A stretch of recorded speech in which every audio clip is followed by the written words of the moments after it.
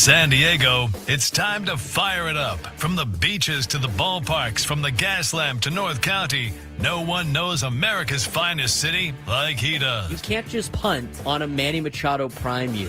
He's a fourth-generation San Diegan, born and raised in the heart of this community.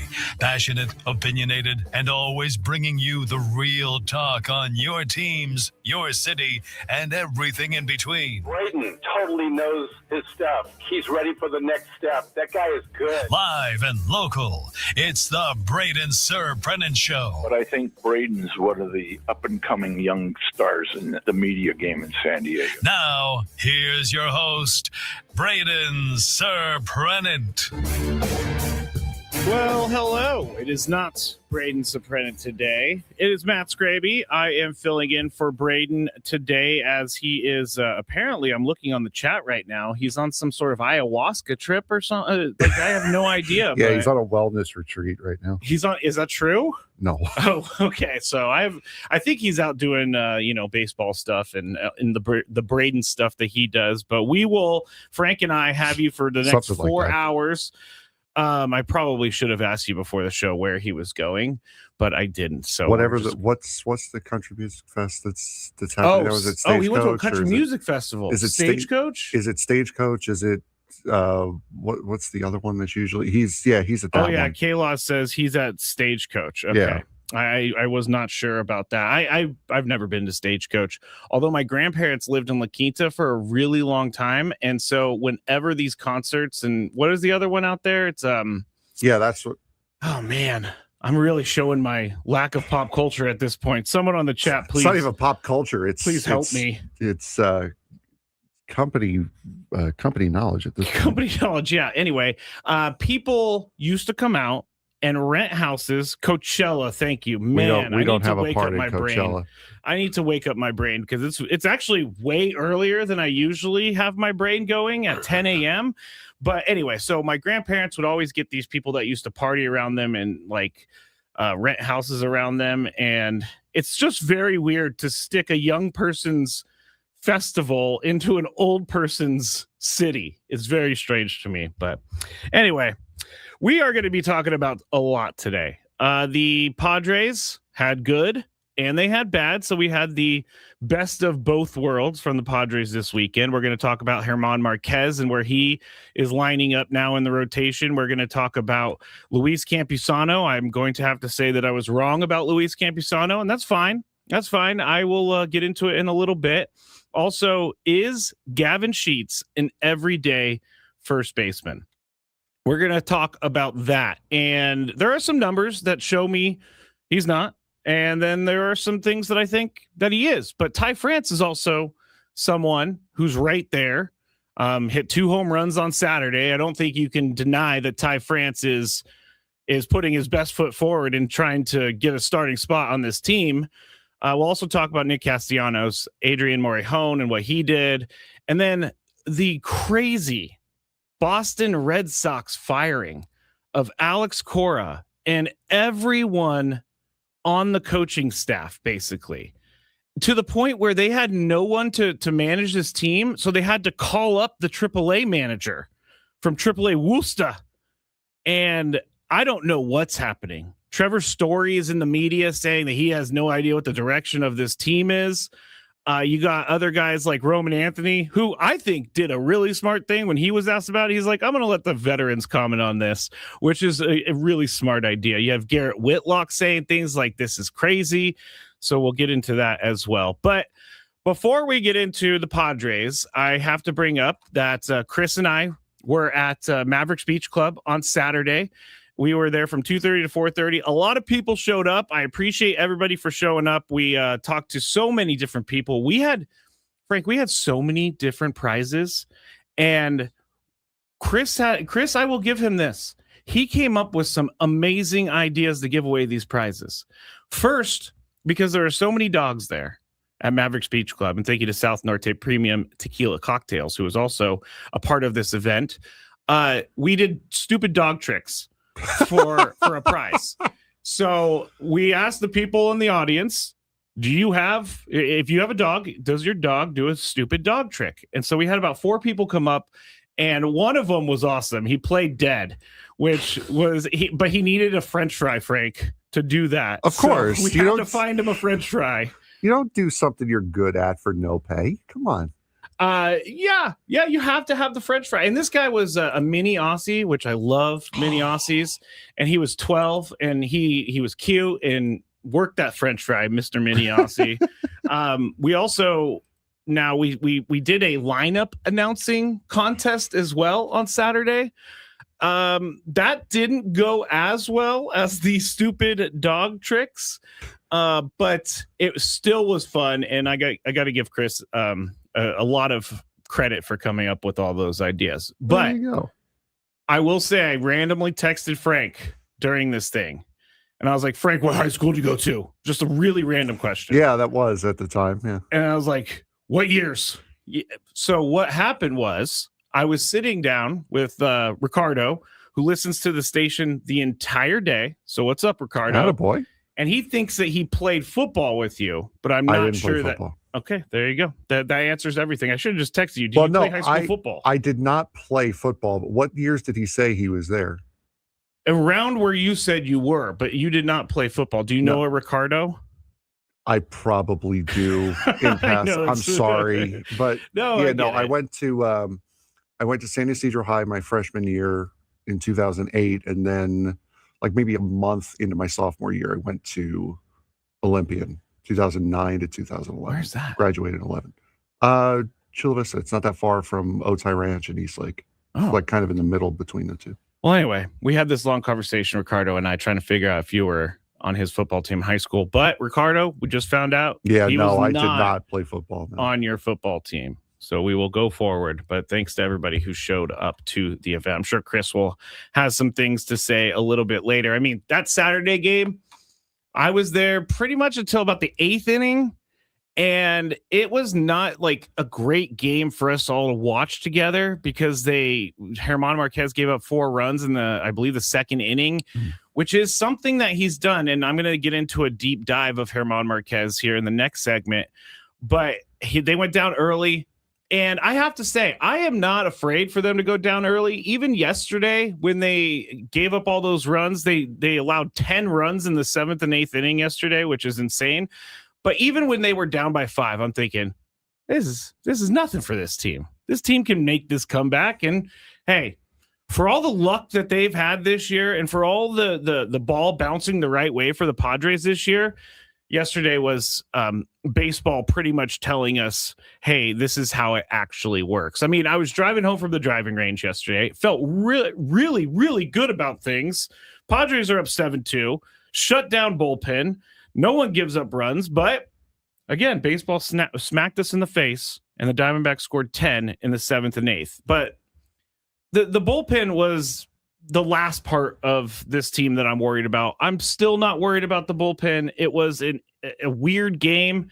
If you look at what David Morgan did in the bottom of the 7th, Michael King, who had a really nice start yesterday. Unfortunately, I hate when that happens, when Michael King, who doesn't get a lot of run support, finally gets run support, and then they give up the run support for him, and they lose the game. But Michael King said the bullpen got unlucky, and I have to tend to agree a little bit. David Morgan is very reliable most of the time. Very, very reliable. He got the first out of the inning with 3 pitches. Then they jumped all over him. Jose Fernandez, 2 pitches. Nolan Arenado, 2 pitches. Alec Thomas, first pitch. Tim Tawa, 2 pitches. 7 pitches later and 5 runs later, the Padres only led by 1. But we all know it went down the way that it did. Diamondbacks scored 12 runs. We're going to be on this side for at least, 24 hours, which is not a terrible place to be, but it's not my favorite place to be, Frank. What did you think about the weekend? It was, a solid weekend. You saw some of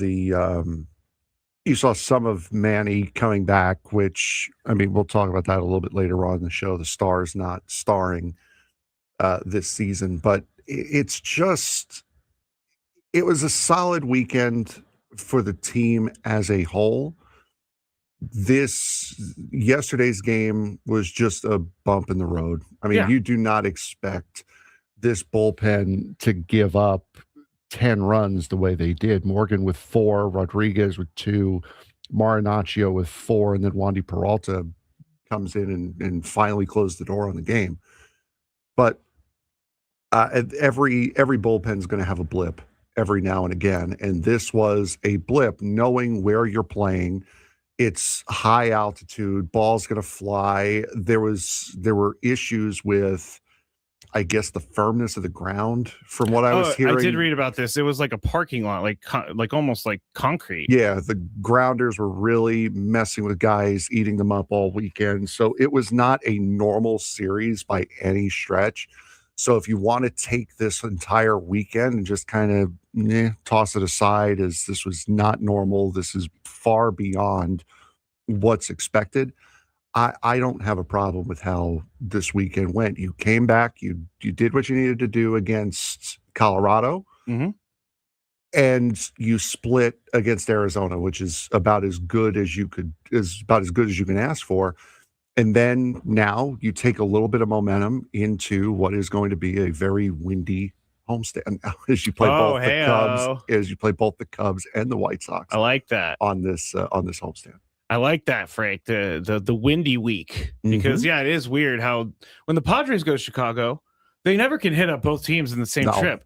They have to go play the Cubs, then they have to fly to Seattle to play the Mariners, and then they have to fly back to Chicago to play the White Sox. So this is going to be a tough week. The White Sox are not they are a bad team, but they're not the team that they were. Yeah, they're not pathetic. And the Rockies, I don't care what people say. They're not pathetic. The Rockies are very, I almost said very good.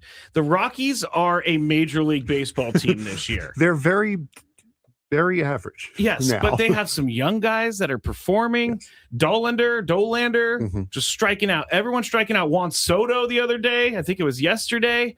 So, the Rockies don't look now. We cannot just sweep the Rockies under the rug anymore. That is not going to happen. The National League West is insanely competitive. There's only 3 teams in baseball with single-digit losses. All come from the National League. 2 of them in the National League West with the Dodgers, Padres, and then the Braves. So, if you're sitting out there and you're thinking, that was a bad loss yesterday, man. That was a terrible loss. No. This is what this team is. Just take a deep breath. Okay. I'm Matt Scraby. That's Frank Marquez. I'm filling in for Braden. He's going to be back tomorrow. When we get back, I have a little gripe with how the setup was for the Mexico City series, and we will talk about Herman Marquez and where he stands in the rotation next.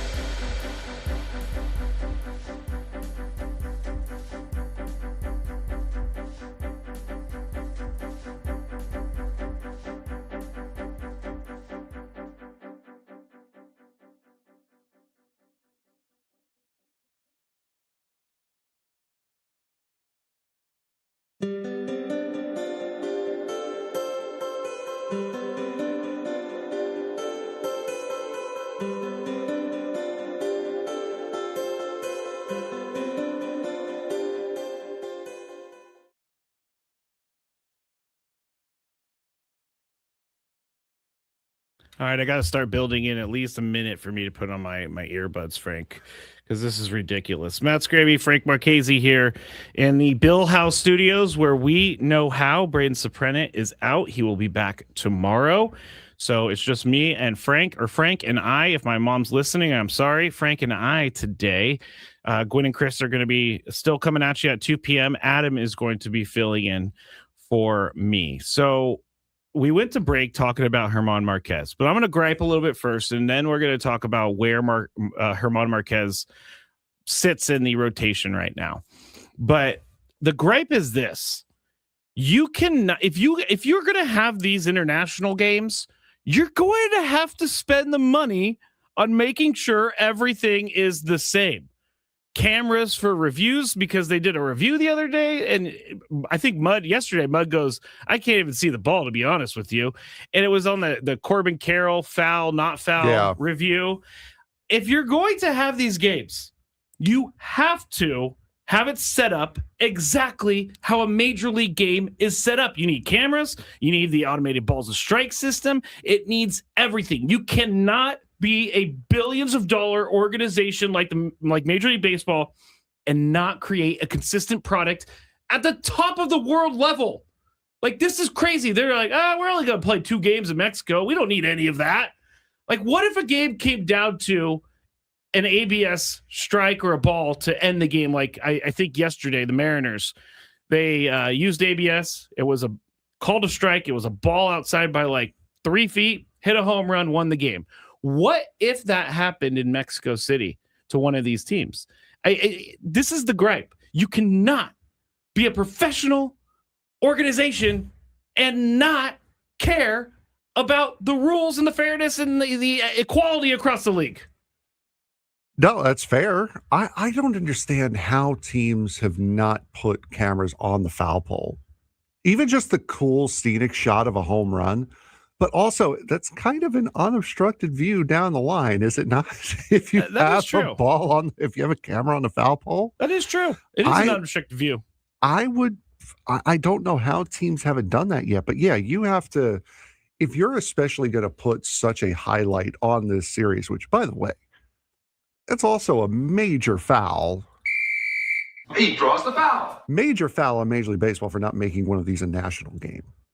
Not putting one of these on television. I agree with that, actually. Either on Fox, FS1, whatever. Do something. Or on Peacock on Sunday. You're doing a special series, and you don't highlight it to the national audience. It's just, so what are you playing the series in Mexico City for?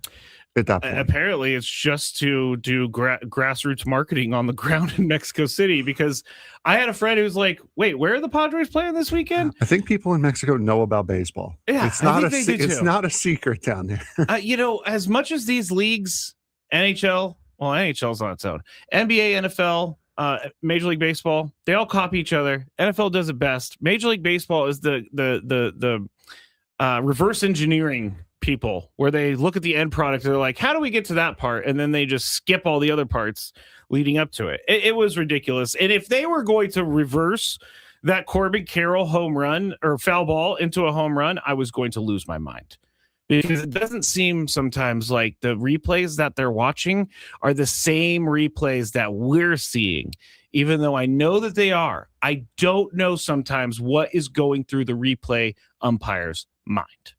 Yeah, no, I'm not sure. I'm not sure either. To be honest, it's one of I believe they do have a couple of different cameras possibly that are baseball cameras, but I honestly don't know as far as that's concerned. Yeah, I don't know either. But bottom line is, Major League Baseball, get it together. Make sure you have ABS there. You've known about this for a long time. Yeah. A long time. It's not like the Diamondbacks and Padres went to baseball and said, "Hey, we're going to play this weekend in Mexico City. I don't know if that's going to mess with your south. Yeah, I don't know if that's going to mess with your schedule at all, but we're going to play here this weekend." Baseball is just happy today that there was no major controversy with ABS over the weekend in Mexico City. I know it's just 1 or 2 games. I'm sorry, but those 2 games, if there was anything, we could point to those at the end of the year being like, hey, remember that game that they didn't have ABS and he struck out on the ball? But on the flip side to that, there's also going to be a dozen games the other way. You're right. Over the course of a season. So those all kind of wash each other. You're right. I do live in the present too much with baseball. I need to, I've learned over the years, just be patient, especially in the first half of the year. It's not football. It's not football.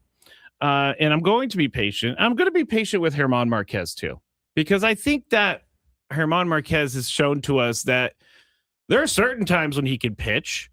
The problem with me is that this is what he said after the game on Saturday. 4 runs is nothing for this team, and I'm freaking happy about it, which I would be happy about it too if I'm Herman Marquez. But somehow he made it through 6 innings on Saturday, and I am extremely confused on how I feel about Herman Marquez when you look at the rotation. I'm going to go start by start with him, but his 5 starts so far this year have been good and bad, and it seems to alternate. Earned runs from start 1 to Saturday start: 4, 0, 4, 0, 4. Innings pitched: 3, 5, 5, 5 2/3, and 6. He's getting crushed in the first inning. 9 ERA, 995 OPS, 2 home runs allowed. Second inning is when things get really bad, even though the ERA drops to 7.2, 391 batting average, 982 OPS. Third inning, also not great, 318 batting average, 1.121 OPS, 3 home runs allowed. And then 4 through 6, the second time through the lineup, he locks it down. Innings 1 through 3. He has a 7.2 ERA in 15 innings pitched, 6 homers, 328 average, 1.033 OPS. Innings 4 through 6, 9.2 innings pitched, but a 152 batting average against, and an OPS of 404, and he has not given up any runs in innings 4 through 6. It's always innings 1 through 3. Ultimately, he's won 3 games for this team. He's 3-1, and all of his, I think, out of the last 4 starts, he's won those 3. Ultimately, he gets the job done in the end, but when is that 4 runs in the first 3 innings going to bite the Padres? So when you're talking about Herman Marquez and where he stands in the rotation, is he surpassing Walker Buehler? I don't know yet. Walker Buehler hasn't had great starts, but he's also been on this kind of good, bad trajectory. So if Herman Marquez, think about it. 4 of the 5 starts, he's gone over 5 innings. Walker Buehler has not done that. Walker Buehler has been out of the game before that. So are you looking at him? Is it the length that he goes in the game? Obviously, you want length. You want no runs being given up. But I can't move him up in the rotation until he starts flattening out the earned runs in each start. Because when you go 4-0, 4-0, 4, there's a pattern there. And I don't know what that pattern means. But Herman Marquez is a solid starter right now. I think he can get better, but I cannot move him around the rotation yet. As we said, Chad, I'll give you guys a second before I go on my tangent. What have we said? Are we looking for a number 5 starter? Anyone in the chat can answer that. I think we know, we've said it already, that this start on Wednesday is going to be Matt Waldron's last start before Griffin Canning comes up, because Canning has to be up by May 4th. He has his window. Yeah, because his rehab window is closed, and Waldron's not going to be able to get another start. And of the 3, Waldron has been the least effective of the 3. What you're looking for out of a number 5 starter is 5 innings, 3 runs. That's really all you're looking for. And that's kind of what both Buehler and Marquez have been able to do on a somewhat consistent basis, get you somewhere around there or surpass it. Marquez yesterday, 6 innings, 4 runs, 6 hits, 1 walk, 2 strikeouts, 75 pitches. Saturday, sorry. So he can somewhat give you more. The pitch count, that feels like a very, very low pitch count at 75. So he probably could have gone a little bit more. And they both pitched at high altitude. Yes. Buehler only went 2 2/3. Yep. And Herman Marquez went went 6. So there's still plenty of time. This injury to Nick Pivetta gave Buehler and Marquez a little bit more time to fight it out. But I think with how Marquez has been able to pitch, and he's been consistently pitching deeper into games, he might have passed Walker Buehler on the which one goes first out of the two. I'll give you that. I'll give you that. I'm looking at Walker Buehler. I know that he has not gone deep into games as Herman Marquez, but if you go back to his first start against the Giants, 4 innings, 2 2/3, 6, 5, 2 2/3. Yeah. So you're getting more of a mixed bag with Walker Buehler. And he's getting beat up the second time through the order, which is why I've been saying if you really are insistent on keeping Walker Buehler around, I think a long relief spot instead of Kyle Hart would probably be the better fit for him because he's getting beaten up that second time through the order. And it's becoming more of a labor the deeper into a game that he gets. So maybe you could work him back into the starting rotation again. But I think the most effective position for him right now would be a long reliever instead of Kyle Hart if Kyle Hart were to falter. And we're talking Walker Buehler. Yes, Walker Buehler, yes. Yeah, I don't hate that. And the stats and everything point us in that direction. The one thing I would say, what if we used Walker Buehler as an opener? He's Could great do that too. in the first 3 innings.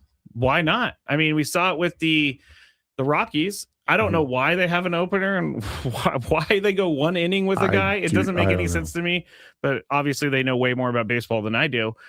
I would much rather see Walker Buehler start a game, go 3 innings, get out of the game. I mean, he's only giving up first time faced 220, 9 for 41 first time through the lineup. So second time he goes through the lineup, Walker Buehler, 361 batting average. And then third time he only has 5 at-bats because he hasn't made it that far, but 400 batting average on those at-bats.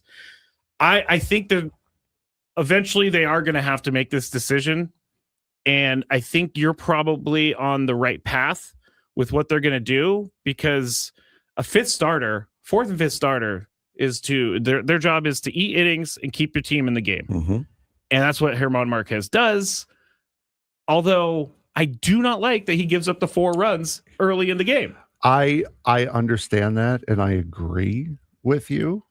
But at least it's early in the game. You have time to make it up, especially if he's going to be a lockdown pitcher the second or possibly third time he goes through the lineup. Granted, it's not good to spot your opponent 3-4 runs early in the game. He's been giving up a lot of home runs this season as well. But I look at it as you at least have some time to make it up instead of later. And this is and this team what did the my neighbor always has really interesting baseball takes. He called them the Rally Cap Kids because my neighbor's a little bit older. He called them the Rally Cap Kids. And I'm like, okay, I can't argue with you because they do rally from deficits and end up winning. So I can't argue that it's not the Rally Cap Kids, but I don't really trust that too much. Or I don't really like the Rally Cap Kids name too much, Frank. But anyway, that's what they do. They come back and win games. All right. I'm Matt Scraby. That's Frank Marchese. We are filling in for Braden today on 97.3 The Fan. Gwen and Chris still going to be on from 2 until 5:40. You'll have Chris Ello, Tony Gwynn Jr., and Adam will be in for me. When we get back, we're going to talk about the Reaper and how great Mason Miller has been. Also, there's something up with the Odyssey men's restroom, and we have to talk about it on the other side. 97.3 The Fan.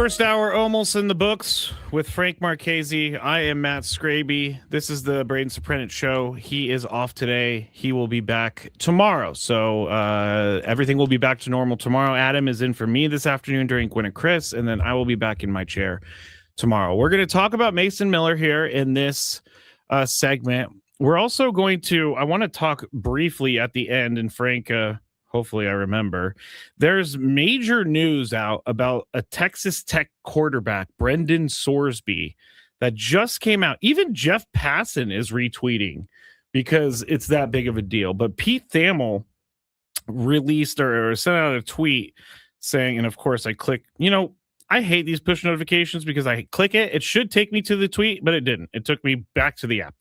But he said, Pete Thamel reports sources, Texas Tech transfer quarterback Brendan Sorsby is checking into a residential treatment program for a gambling addiction.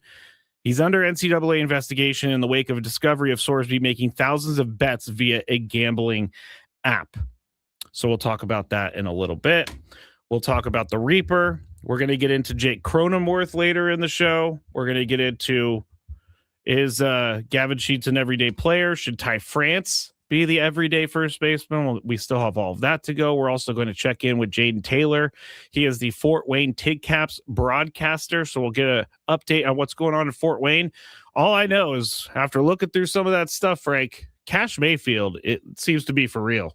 Yeah, he's looking very, very good, and he's one of the Padres' top prospects, top 5 prospects. So you know what that means. Enjoy this first half of the season with him because see, they got Cruz Schoolcraft and they got Cash Mayfield. I was looking at something else. Baseball America put out. I wish I would remember his name. I didn't get the article because I had to pay for it and I couldn't pay for it naturally. But there's another guy in the minor leagues that is tearing up the minor leagues for the Padres, a position player. So the minor leagues are not as barren as everybody says they are. And that's why we're doing these segments. We'll have I'm sorry, I forget his name. We'll have him on next week. Taylor. No, the broadcaster for Lake Elsinore. We'll have him on next week to discuss what's going on with them. And then after that, we'll be right back around the horn. Tim Haggerty on the next Monday, then Brian Janselson the next for San Antonio. So we're going to be every Monday. We're going to try every Monday because it's the minor leagues day off. We're going to try to get the broadcaster for each affiliate on throughout the season to kind of keep everyone up to date as to what's going on down in the minors. Very nice. Cole says Jace Bowen. No, that's not who I was talking about. I'll get that in a second. It was a different player because I know Jace Bowen is tearing it up. Yeah, he's been very, very good. We highlighted him a couple of weeks ago. Coming into the season, we talked about how this roster's not complete. Proves again that I need to wait until opening day for me to judge the roster because now we have too many guys. We have too many guys that need to be on the team. Sung Moon Song made his debut yesterday. Pinch ran. He's going to be back. What does that mean for Nick Castellanos? No, he was up just. He was the 27th guy, so he should be back in El Paso. If they're thinking he's ready to debut in Mexico City, don't you think that he's ready to be on the roster? On the major league roster? Yes and no. Okay. Because you need that one extra guy, and they thought it better have a fielder than a pitcher. He just got reassigned, and that's pretty much from what we heard from Tim Haggerty. That's how they've been using him, really, as kind of a late defensive pinch running guy down in AAA. So possibly, I think if they thought that he was ready, they wouldn't have assigned him to AAA after he came off the IL. I think they still want him to work a little bit. I could buy that a little bit. I think they also want to give Nick Castellanos a little bit more time. We'll get into him a little bit later. He's a conundrum. I guess he's not really a conundrum, but I do feel like there's something left in there. I feel like he's just not built to be a pinch hitter / off day specialist. I think, and there's no room for him in the lineup. No. And there's no room to get him at bats to get going. Especially with how good Miguel Andujar has played. Yeah, Ty France too. There's plenty of options on this team. And Nick Castellanos seems to be one of the odd men out, and we'll talk about that. But I want to bring up something that Nerdman said on the chat real quick. Okay. Nerdman, we were talking about Brendan Sorsby getting in trouble for gambling. He said, just one more parlay, bro, which is every addicted gambler of all time. I'm just going to hit on this next parlay. I promise you. Give me $1,000, Frank. I'm going to turn this into 5, okay? Yep. Give me $1,000. I'll turn it into 5. That's how it works. Do you accept Monopoly money? No. Then I do not have $1,000 to give you. I am sorry. That is a smart choice by you. Now, I went to break saying something about the Odyssey bathroom, and the comments in here are gross. Okay. They said Scraby is the Reaper in the bathroom, which is not true. So Friday, Chris and I are doing the show. Yeah, Friday. Chris and I are doing the show. He goes to the bathroom at like 5 something, comes back. He goes, don't go in there. And I'm like, what did you do? He was like, no. It's not me. It's not me. I walked in. He's like, I almost had to walk back out because it was so disgusting. But I put my shirt over my nose and I went for it. So I was thinking, okay, it's just a public restroom. Things happen. I came in today and used it at 9:30, and it still smells like sewage. So I gotta think there is some sort of leak happening in the bathroom. Frank, will you go in there real quick and smell it for me, please? Please? No. Come on, you gotta tell everybody about it. I will not. Go in there and go. That is just take a. He draws the foul. That's a foul on you for even suggesting that. No. I think you need to go in there and just confirm for everyone here. I think I don't. Okay. As a matter of fact. Well, you're going to have to go to the bathroom at some point. So you're going to have to go in there at some point. Yeah, you see, you say that. You're going to sit there for all 4 hours and not use the restroom? I always do. That is crazy. That is insane. And no, I did not do it, people on the chat. I did not. I swear to you. It doesn't happen when I'm around, but it happens when other people are around. I mean, the bathrooms are disgusting here to begin with. You got paper towels all over the floor. I mean, we've talked about this on Gwen and Chris. The community dude wipes also, like, they have signs in there that says, please make sure you flush. Like, what? Okay. People are fun, huh? Chris says, send Scraby to the restroom. 2-minute minor in the penalty box. Ooh, Ill619 said, smells like Crony's batting average. Ooh, that's tough. He draws the foul. That's a I don't think foul. it is. No, I don't think it is. It's true, and we've established on this show things may be funny, we may agree with them, but that doesn't mean that doesn't mean you don't get a foul. Drunninit says toilet talk. Okay, I think I've reached the limit of toilet talk on the show for at least this hour, Frank. For at least this hour, I get at least 5 minutes of toilet talk each hour. All right, we are going to talk about the Reaper, and I love the name the Reaper. Do you think that Mason Miller loves the name the Reaper? He's such a nice guy. I mean, nicknames aren't what you prefer them to be. They're given to you and they stick. Yeah. I mean, he has a really cool entrance. Are you ready? I still get goosebumps thinking about it. And he's good enough to be called the Reaper. Oh, for sure. Because he has now set the Padres' consecutive scoreless innings record at 34 2/3 innings. He did this on Saturday, and he did it quite easily. Clay Meredith is now second in team history for consecutive scoreless innings. I know Clay Meredith sent out a nice video congratulating Mason Miller on it, so that's pretty cool. But Mason Miller has 10 saves on the year. I haven't even seen him struggle yet. There's been some points where maybe some guys have gotten on base, but it's weak hits. It's nothing. I haven't seen him struggle, Frank. I think it was either Thursday or Friday, we just went through his numbers, like his game logs. And every time we went through his game logs, something else stood out. What? the fact that he's only thrown more than 15 pitches twice this season. How many does it have the total pitches he's thrown? Yeah. Mm-hmm. How many total pitches? 157. And that's in 10 appearances? 1, 2, 3, 4. 13. Wait, I guess he did have non-save situations. Yeah. So 116 strikes. 116 strikes. How many balls? What's 116 minus 157? Oh gosh, you're asking me to do math. I have one. Why would 157, 120 is 37 plus 4 is 41? Sure. All right, we're gonna stop doing math on the air.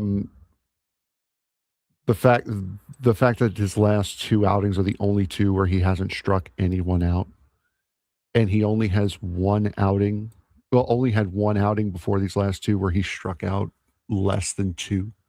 Yeah, I do know that his strikeouts have been decreasing at an alarming rate, Frank. No, he's still getting the outs. I want people to be prepared. He's thrown he threw 20 pitches total in his last 2 appearances. I want people to be prepared, and I'm not putting this out in the universe because it's a baseball season. It's baseball, so this would have happened whether or not I said this. But I want people to be prepared because there will be a time this year where he is not going to have his best stuff, and he is going to blow a save.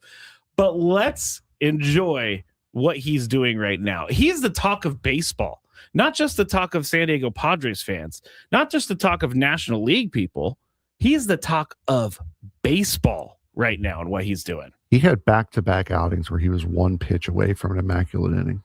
Yeah, I saw his promo. Where is it? There is a promo for his bobblehead that's coming up, and it's not on these things, but they were marketing whether it's an immaculate inning or 100 and something mile an hour fastball, but they can market immaculate inning because it is a possibility every time he goes out there. And Mason Miller, I don't care who you are. Mason Miller, trading for him last year was the absolute right move. Leonidas DeVries might be a great player, seemingly seems to be on a track to be a great player. But Mason Miller is doing it all for the Padres right now. And I can't see a universe where people think that AJ Preller made the wrong move. And I even said this back, when I first saw the trade, I was like, oh no, they just gave away Leonidas DeVries, which we've been propping up this entire time. We've been saying that he's the next great player. He's the next prospect. And then I found out it was for Mason Miller, and I'm like, okay, cool. I could take Mason Miller. And I know people were on the fence about this trade, but I don't know anyone anymore that's on the fence. I mean, have you talked to anyone, Frank, that's like, they should have never made that trade for Mason Miller? And you know what the best part is? He gives you roster freedom. How's that? He's got 3 options left. Oh, Mason Miller? You're never going to option him. I guess if you want roster, if he needs an arm, rest or arm fatigue or something. He is arbitration eligible after next year. He is not going to be a free agent until 2030. You have him for a while, Padre fans. Sit back and enjoy the nastiness that he delivers every single time he goes on the mound, because every time we watch him, especially for me in the press box, my first thought is, if I'm the hitter, I'm turning around, looking in the dugout and asking, you expect me to hit off this guy? Yeah. What do you want me to do with this? If he's not blowing a 103 mile an hour fastball by you, he's throwing a slider that just absolutely hits the corner in the right spot where you have no chance of hitting it. And if he doesn't have those 2 pitches working for him, he has a changeup as well. He's, I guess I would have thought he was more of a thrower before he came to San Diego, but he's a pitcher. He actually likes throwing his slider more than he likes throwing his fastball. And it's just one of those things where you have to see that AJ Preller knows what he's doing. So if this is one of those things where you're like, I don't like AJ makes the wrong moves for this team, I don't know what you're watching. For as because I've been on that boat too. Like I appreciate the prospect that comes up, like the Jackson Merrill that comes up through the system and becomes a star. With a guy like AJ Preller at the helm, you don't get that often. But even with that said, the last few major trades that he's made to get Juan Soto, to get rid of Juan Soto, to now bringing in Mason Miller, you can't argue with anything that he's done. No, because it's done nothing but help. I mean, I guess the things that you could argue with is that he brought in like Matt Carpenter for 2 years and paid him $26 million for sure. But for the most part, he's put this team in a really, really good position. And Craig Stammen looks great right now because the team is winning. So there's not a lot to be mad about right now, but I'm sure I can find something, and we'll try for the rest of the show. When we get back, the superstars are not superstarring, or are they? We'll tell you next.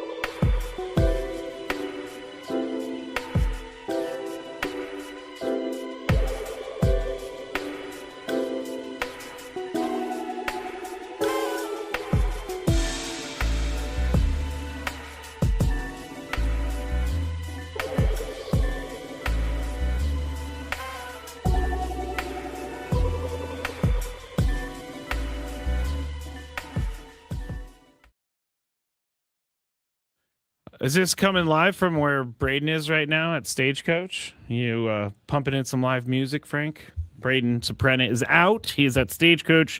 He'll be back tomorrow. I am Matt Scraby. That is Frank Marquez. And we are just talking about the Padres weekend. It was a solid weekend. I know that they lost yesterday. I know that they gave up a bunch of runs, which wasn't my favorite. I know it wasn't any of your favorite, but it's baseball. It's going to happen. They scored some runs, and there was something to take from yesterday, and that would be Manny Machado hitting 2 home runs. Now, I don't care if it's Mexico City. As long as he gets his swing working, that's all we care about. So Luis Campusano have a big day, too. Had a home run, had a double as well. Good point. He's been incredible. You know what? Let's do that right now. Let me go to my section of the notes where I wrote down where I need to apologize to Luis Campusano because I was wrong about him. I said the Padres should cut bait and move forward in spring training because he wasn't hitting well, or he wasn't hitting in spring training. And, maybe if Craig Stammen isn't the manager, he might be elsewhere because Craig Stammen has said multiple times that he loved pitching to Luis Campusano when he was pitching, said he was a nice big target back there, said that he did a lot of things right. Just need the bat to get going. Well, the bat has gotten. The bat is going. Gotten is not the right. Oh, gotten? Is that a word? It's gone going. Yeah. Okay.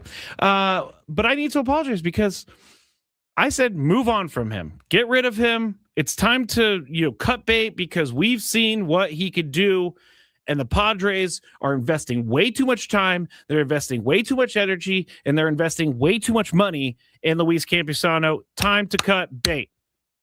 It's a good thing they didn't listen to me. Silly man. Yeah, it's a good thing they didn't listen to me. Silly little boy, you. And so I'm wrong. But, Luis Campusano is proving why the Padres did not cut ties with him over the last few years of struggles. And they are being rewarded for keeping him with the team, giving him chances, giving him opportunities. He has been great so far this year. He's hitting .359 in 40 at-bats this year. His OPS is 1.145, and he's hit 3 homers. So you can't ask for anything more. And now I'm even seeing people saying, hey, why not make him the starting catcher over Freddie Fermin? I think those guys are interchangeable at this point. I think that they have their plans where they're going to alternate. I think that's how they're going to try to keep them fresh. But Campusano began the season 0 for 6. But since then, he's hitting .350. Oh, I'm sorry. He's not hitting .359. That was a little thing on the screen. That was a piece of dirt on the screen that made it look like a 9. He's hitting .350. While he has fewer than half the plate appearances needed to be a qualifying hitter, he leads the Padres in batting average, OBP, on base percentage, slugging percentage, and OPS. So, the evidence for us was there, Frank, for years. This guy probably doesn't have what the Padres are looking for, but he does. And it's nice to see it happening. I heard what he said in the clubhouse. What was it, last week or 2 weeks ago, when they asked him what's been the biggest difference for you this year? And he said, I can't say the word, but he said, I just don't really care anymore. Kind of. He didn't say that phrase. He said a different phrase. And I think that is the perfect mindset for someone like Luis Campusano. He's got nothing to lose. Nothing. No, we knew that he was going to get every single opportunity that he could get this season. It was his last chance. He's out of options. He's done after this year. This was it. This was either show you're a major leaguer or you're not. They said that pretty much right from the start of camp when they didn't bring in another catcher. They didn't bring in an Elias Diaz or a Martin Maldonado type who could come in and back him up just in case he doesn't succeed. We've been sitting here talking for the last year or so. You can say years. Well, not even that. It's not about Campusano. Is that you needed a bridge to get to Ethan Salas. Gotcha. And that's what Freddie Fermin more or less gives you. He gives you a bridge to Ethan Salas. And right now, Luis Campusano, with what he's done, I wouldn't be surprised if he does turn into the starting catcher. You go with the hot hand at this point, and Campy has been the hot hand. You cannot deny his bat, and he has done very, very well. We've said on this show, be patient with him because he's your only guy. He is your only other option. Rodolfo Duran, if he was going to be the option, he might have been here already. So they gave him every option. They gave him every opportunity, and he has now repaid that, and he is getting more at bats, getting quality playing time, not just once or twice a week. If you're in a full-on platoon situation right now at catcher, you go with the hot hand as your starter, and right now that's Luis Campusano. Yeah, it is Luis Campusano, and I'm glad that everybody on the chat is saying the same thing. Like, we were all wrong about this, so it wasn't just me. But one of the things that I do need to do, because I might yell a little bit louder than other people, I do need to tell people when I'm wrong, and this is one of those cases. And it's one of those catch-22s, is, you know, where I say I hope I'm wrong, and then they're great and everything's fine. But then if you're not wrong and they are terrible, then it's all bad. So it's one of those things. And McKee says, I'm glad he's not tinkering with his batting stance too and just letting go like he said. There was another comment here I wanted to read. Oh, Fridge Washer. Great name. Scraby wants Campy to lead off. That is not true. I am a big fan of having a bat in the late part of your lineup, the 7, 8, 9 parts of your lineup. Do you want Jake Cronenworth hitting 9th or 8th? Probably not right now. Jake is having a really hard time at the plate. Do you want Luis Campusano with some power in the 8th or 9th spot? Yeah, I do. I want Luis Campusano to be able to get on base, turn it over for Ramon Laureano and Fernando Tatis Jr., and see what happens. I like having guys at the end of the order. That's why I wanted Luis Ariz at like the 7th spot last year, just to get someone who's not an automatic out. But if he keeps hitting like this, I don't know. He's going to be moving down to the 5th spot. I don't know that he'll ever break the top 4, maybe on like a day off for other guys or stuff like that. But I don't know that he'll ever break the top 4 of the lineup. But you can't look away anymore. He's doing this on a consistent enough basis that this is what you're getting. Yeah, for sure. He is that guy right now. He is the most productive hitter. We talked about it with Ramon Laureano earlier on in this year with how hot he started. Xander Bogaerts had a solid start to the year, and now he's leveling off and being that consistent batter in the middle of the order. I still like having Campy batting towards the bottom of the order. You're right. It spreads the wealth around. You do get a dangerous bat in the bottom of the order, especially now it's working for him. So you don't want to tinker with it. You don't want to change anything. So yeah, I wouldn't rush to moving Campusano anywhere other than where he is right now, but he has been absolutely fantastic. And I just saw somebody else mention, I told you guys when they signed him, you guys were going to love Miguel Andujar. Mm-hmm. I was very, very jealous of the Yankees, watching him come up, knowing that he was there, followed him in Los Oaklamento. He was very, very good with the A's. Sorry, what? Los Oaklamento? Yeah. Las Vegas, Oakland, and Sacramento. Okay. You can't put Oakland. I mean, you know that they're going to send you a fine now that you said that. Well, no, it was the broadcasters for San Francisco, the television broadcast. I love them. They called them the Oaklamento A's last year. Oh, that's fine with me. Yeah. All right. If they came up with it, was a Kruk and Kipe. Yes, it was. Okay. I believe so. And then we added the Los because they're going to Vegas. So Los Oaklamento.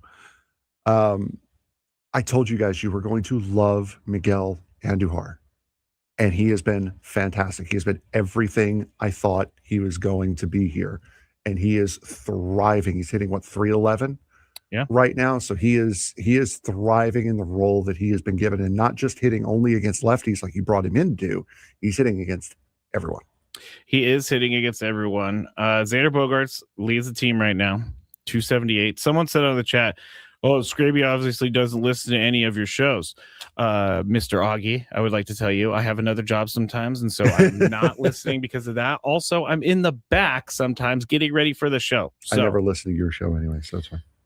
I wouldn't either. No, I'm just kidding. I'm just kidding. I love those guys. They're going to be especially not later. Today, since you're not a part of it. Yeah, don't listen to it. No, I shouldn't say that. I feel like I'm going to get a text from them or Adam pretty soon. Real quick, we're going to actually talk about the superstars not superstarring or superstarring in the next segment because we got kind of, carried away with Luis Campusano, rightfully so. But Jake Cronenworth, I'm seeing a lot of people out there that have given up on him, and I would like to say it's bad right now. He's hitting 155. 497 OPS, 1 home run, 4 RBIs, 20 strikeouts. His at-bats look uncomfortable. But I would like to say to all the people out there that want to DFA or to trade him, be patient. Because we've seen Jake turn it around a little bit. Frank's he's biting his tongue over there. We'll get your thought, Frank. You got to be patient because we know that he's a good fielding second baseman. Although yesterday, that whole thing with Jake and Xander coming together and then Jake having to dive and try to get the guy out, which ended up contributing to the grand slam because he dove and didn't get there. Could have been a double play too to end the inning. Anyway, just let's be patient. He doesn't even have 100 at bats yet. And Frank has in the notes, when is too early, quote unquote? When can we stop using that? And I'm going to take a line out of my friend Tony Gwynn Jr.'s book. You cannot judge anything until you get to about July 1st. As long as your team is hanging in there, you can't get what their sample size is until they have 150, 200 at-bats. Right now, Jake's got 84 at-bats. Frank, your thoughts? I really don't know what to say about Jake anymore. His swing is so. The angle that the angle that I was sitting in the press box in Anaheim, like I said on last week, you could really see the uppercut. When did you go to the press box in Anaheim? Friday. I went to the game on Friday. Oh, I went to the game on Saturday. We missed each other. 2 ships in the night. You could really see the uppercut in his swing and how bad it is and how apparent it is that he's trying to do something that just is not working. He needs a full-on swing restructuring. He's not a power hitter. He's not. He has to know what he is, and if he's not going to, if he isn't trying to be a power hitter, it's not working for him. He really needs to level that swing out and go gap to gap because that's the kind of player he is. He's never had that type of pop. And when he found it, he liked it. He was trying to get a contract. He's got it. He's got the contract. Just go back to doing what got you to the big leagues. I go back to what Pete Rose said years ago on MLB Network. When you're in a slump or when you're struggling, there are 4 changes you make: up in the box, back in the box, close to the plate, back away from the plate. You never change your swing because your swing is what got you to the big leagues. Jake has changed his swing because he did not have this swing when he got here, and he's doing nothing but pounding the ball into the ground, especially on breaking balls. We replayed our deep dive on Jake Cronenworth's swing on Friday during the Best Of show. He has a problem that needs to be fixed, and it's not working right now. It's not. Again, he's hitting 155. His OPS is 497. But I see on the chat, he had one good year and that's it. That's not true. I don't think that he only had one good year. His offensive production, as far as his average, has gone down every year except for last year. Okay, so 2020, we're going to throw last year went up. 2021, he hit 266, OPS of 800, 21 homers, 71 RBIs. Solid season right there. That's so a good don't season. say that he hasn't done anything. 2022, 17 homers, 88 RBIs, which is solid. 239 batting average, 722 OPS. How many doubles did he have? 2021, 33. 2022, 30. Okay. And he had 3 less triples. He's always a triples machine, it seems like. Yes, he's quick. 2023, this is where this season really stunk for him. I think he also broke his hand at the end of the year when he got hit by a pitch. He hit 229, 10 home runs, 48 RBIs, 690 OPS. 2024, 241, 17 homers, 83 RBIs. Another solid season, in my opinion. 714 OPS. 2025, 246 batting average, 744 OPS, 11 homers, 59 RBIs, and just 20 doubles in 135 games. He went chasing power, and all of his numbers have suffered because of it. Do we think he's chasing power, or do we think that he is just trying to put the ball in play? If you're trying is this his new, is this something that he's doing knowingly? He's trying to get an uppercut in his swing. He's trying to get power, but he's trying to get under the ball. He's trying to get launch angle. It's not working for him. He did not have this type of swing when his career started. So he has changed something, and you can see that his numbers have gone down ever since. What numbers are we looking at, though? The first 2 years compared to his last couple. I know, but what stats are we specific?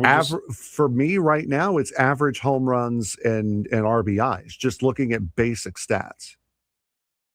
That's why I asked you how many doubles he had from year 1 to year 2, because he had gone down in home runs, but he had gone up in RBIs. That's why I asked you how many doubles he had. Yeah, that's the 30. And then he had 24, 29, 20 last year. He's only had 2 this year, which obviously is because he isn't hitting the ball at all. It's not time, people. In my opinion, it's not time for him to go. He's a part of this team. I know why people want him to go is because you know what happens. They're going to put Fernando at second base. Who do you have in left field? Who do you have in right field? Not Nick Castellanos. Yeah, you don't want Nick Castellanos in there, and you don't want Bryce. And you don't want Bryce Johnson there every single day. No, but you could put Song at second base too. And you don't know what he looks like in the major leagues. You don't, but you're going to have to see it eventually. You are going to have to see it eventually. You're right, but do you want to see it with no way out of it? I think this is like answer the Manny that is thing. No. I think this is like the Manny thing. It's got to swing until it feels good. I don't see another way, Frank. I don't see another way. Oh, Adam, our boss. Sheets. He's disagreeing with me. He said Sheets in left field, Laureano right field, Andujar, Castellanos at DH first base. I don't quite know Andujar's defense, but I do not want to see Castellanos anywhere near first base for a little bit. All right, we got to go to break. When we get back, superstars, are they superstarring? Are they not? We'll talk about that. I am Matt Scraby, filling in for Braden Surprenant today. That is Frank Marchese. Back shortly on 97.3 The Fan.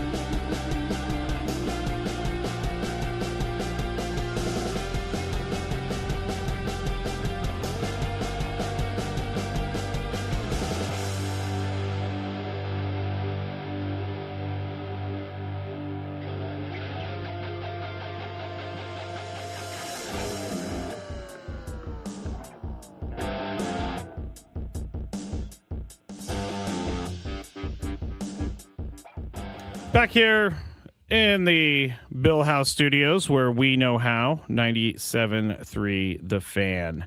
Thanks to everybody who has contributed to the show and listened to the show so far. I'm with Frank Marquez. He is going to be here with me until 2 p.m. Gwen and Chris still the same. Adam's going to be in for me, so that's the only difference. And I will be back with them tomorrow. Braden will be back in this chair tomorrow. But 5 minutes ago, Padres tweeted, "We have returned infielder Sung Moon Song to El Paso from being the 27th man for the Mexico City series." I guess good thing is Mexico City and El Paso are kind of close. Won't be that much of a flight, but I know that there's some disappointed people out there hoping that he would take the job of Jake Cronenworth. I'm telling you, it's not going to happen. I don't know if he's going to El Paso. Hold on. Well, that's what the Padres told me. Well, no, I know he's going to be playing for El Paso. I just don't know if that's the city he's going to. Oh, he'll be going to Albuquerque, New Mexico. Actually, still kind of close. As they will play, as El Paso gets set for a 5-game set against the Albuquerque Isotopes. You know, or Tony set, I should say. Do you know? I don't know if you know this, Frank, that Alex Bregman, growing up, was from Albuquerque, went to a bunch of Isotopes games, looked up to Tony Gwynn Jr. as a kid. Loved Tony Gwynn Jr. Nice. For the Isotopes. Oh, so that'll be a fun little homecoming tonight with the Cubbies here. I actually don't know if they've ever met and talked about that specifically, but I do know over the years we have learned that he was a Tony Gwynn Jr. fan when he was a kid in Albuquerque. Oh, there you go. Tonight's the night then. Tonight's the night, Tony. Make sure you go down there. You get a picture with Alex Bregman. I mean, kind of makes me feel a little bit old because I'm only 2 years younger, 3 years younger than Tony. And Alex Bregman is now, well into his major league career, and he was a fan of Tony growing up. So I think that's pretty awesome. We are going to be talking about the superstars in this segment and whether or not they're superstarring. Just wanted to go back real quick to what they could do with the defense if they take Jake out. I personally don't know that it's the best idea if Jake Cronenworth gets a rest for Fernando Tatis Jr. to be playing second base on a daily basis. I have some hesitations to making him a full-time or even majority time second baseman because his arm is just too valuable in right field. His speed is just too valuable in right field. His ability to rob home runs is too valuable in right field. Adam, our boss, suggested you put Sheets in left, you put Ramon Laureano in right, and then you put either Castellanos or Ty France at first base.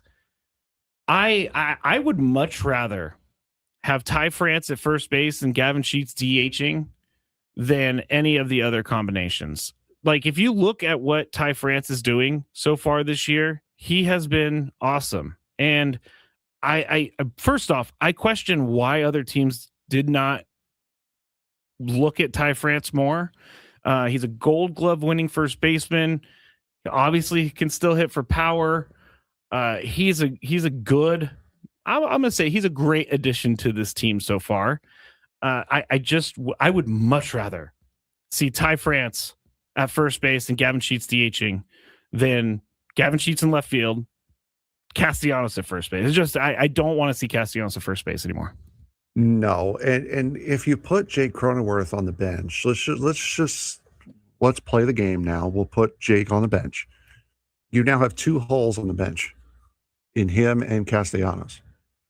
So this deep bench that you just had, or that you supposedly just had, has now gotten very, very thin. And for all of you who are saying we want Sung Moon Song, you don't know what he is. You don't. You don't know what he is at the major leagues yet.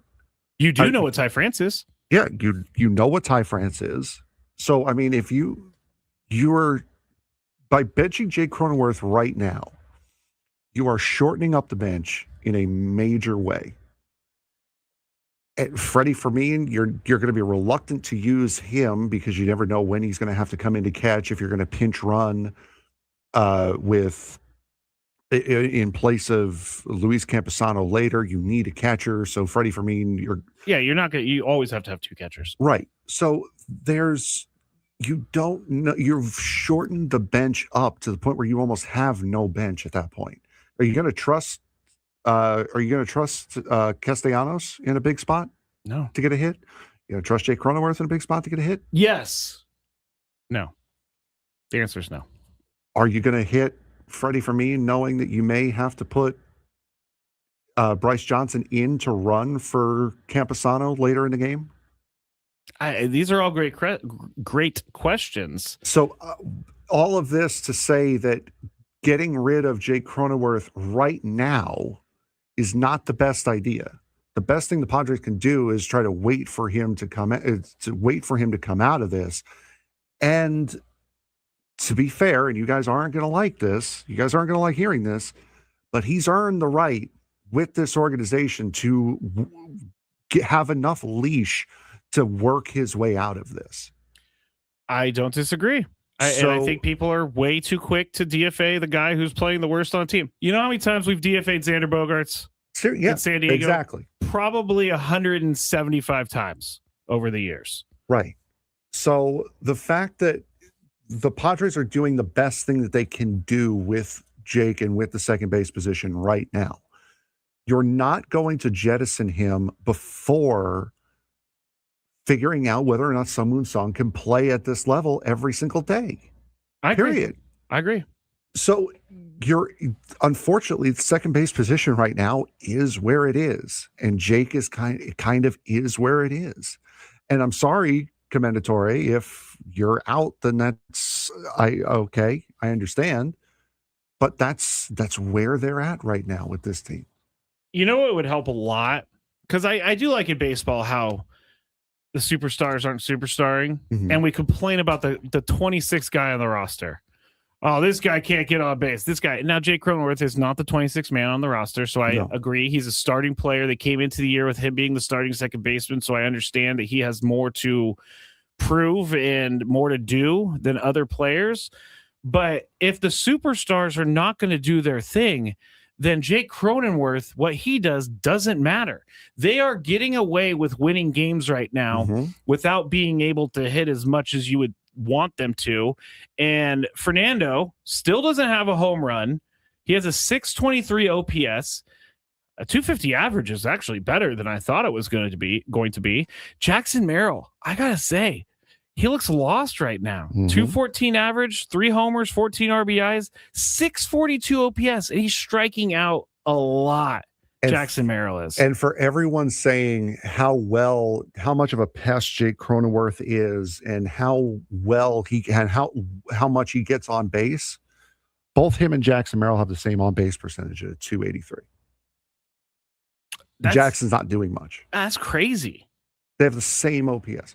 Manny on base percentage. Manny 209, 4 homers, 16 RBIs, 690 OPS, and that's with the 2 home runs from yesterday. I'm assuming. Yes, that is with the 2 home runs. If that sparks Manny, because he did say he's been changing things in his swing slowly. He has said he's tried different things. I'm not too worried about Manny. I am a little worried about Fernando at this point.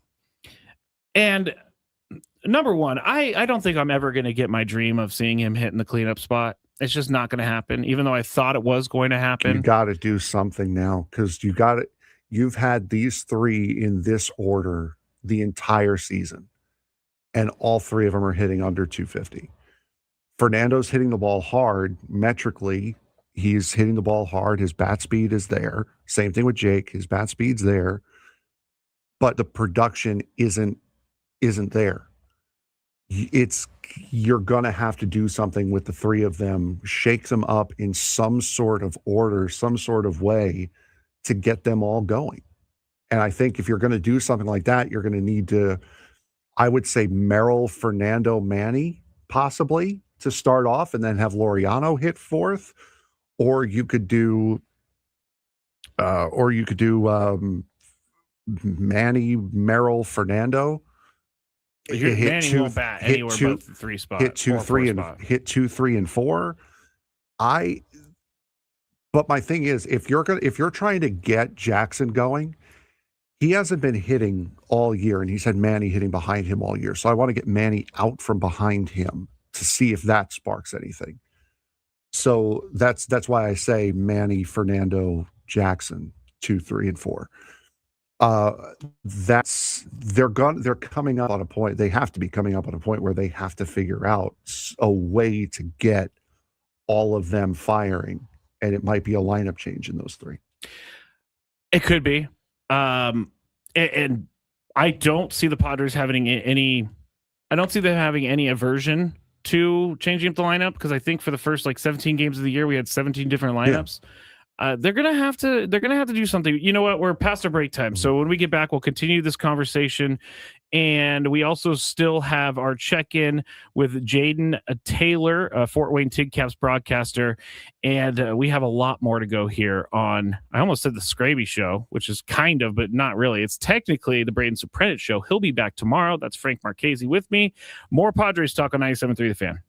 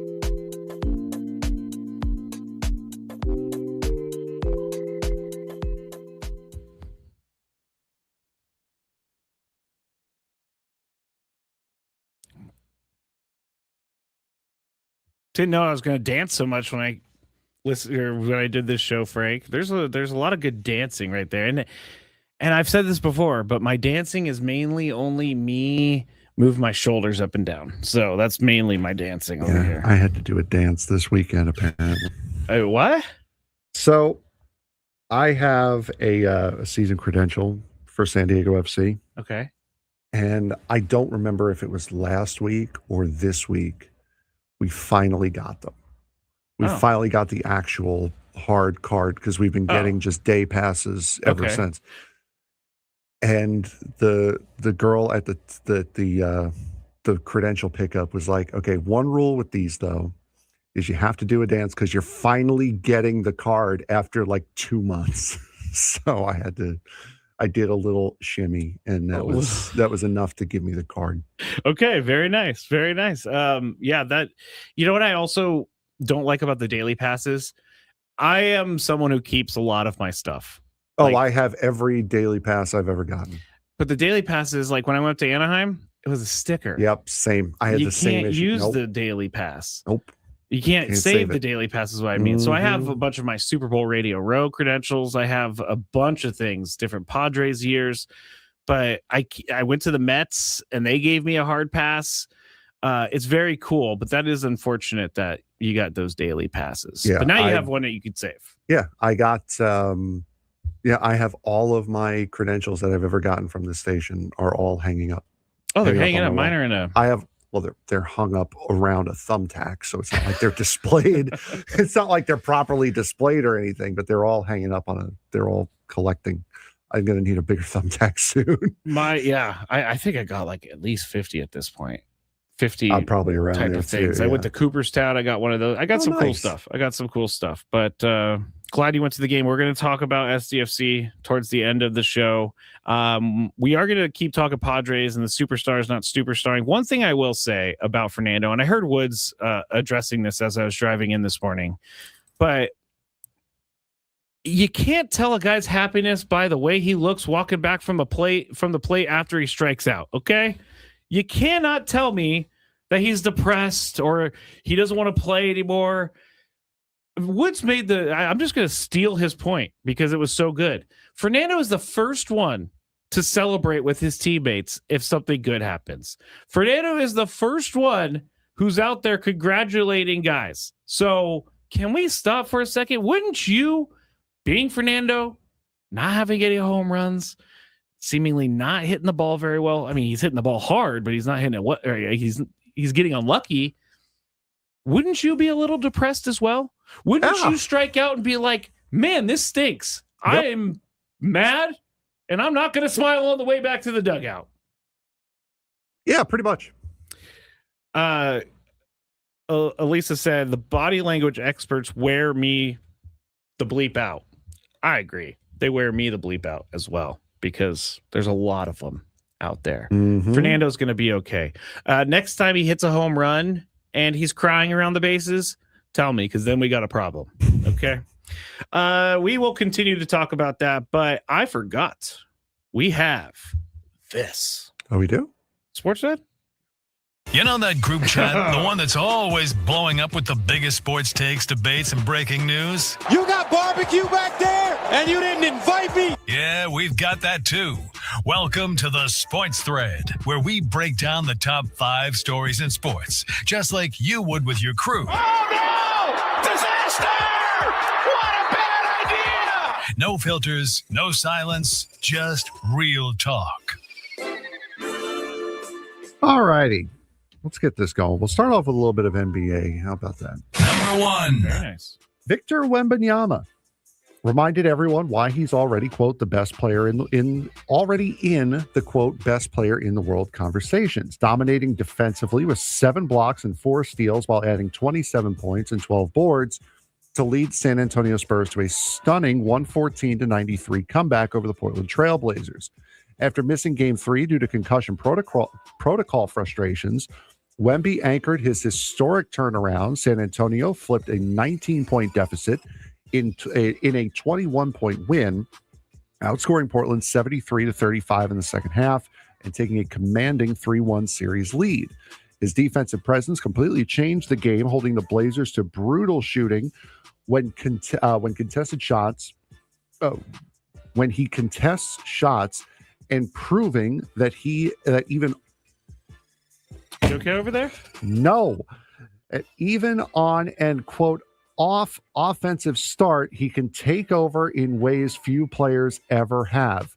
Are we already watching Victor Wembanyama become the most impactful two-way player in the NBA, or is it too early to put him in that tier? I think we're getting close. I've watched this guy play, and for someone who's like 7'4" or whatever he is, he plays like he's a 6'8", 6'9" type of guy. He is very good, and I can't say that he's the most impactful two-way player in the NBA right now. It's got to be in the top 3. Yeah, for sure. Yeah, top 3. He is a freak. Is Victor Wembanyama. Number 2. The Boston Red Sox made one of the most shocking early season moves in baseball, firing manager Alan Cora. Alan Cora. Are you okay? He draws the foul. Firing manager Alex Cora and much of his coaching staff despite his championship pedigree, as the team struggles at 10-17 and sits at the bottom of the American League East. Once the architect of a 108-win World Series team in 2018, Cora couldn't overcome a roster that has completely underperformed. Boston ranks near the bottom of the league in nearly every key offensive category, while the pitching staff has also collapsed. The organization is now turning to interim manager Chad Tracy to stabilize things, signaling a full reset mindset as expectations crash early in the season. Was moving on from Alex Cora this early in the season a necessary wake-up call, or does it point to deeper roster construction issues that no manager could fix? First off, KG has a great comment. Alan Cora, famous coach of Arson Judge. Arson Fudge, yes. Which is really good.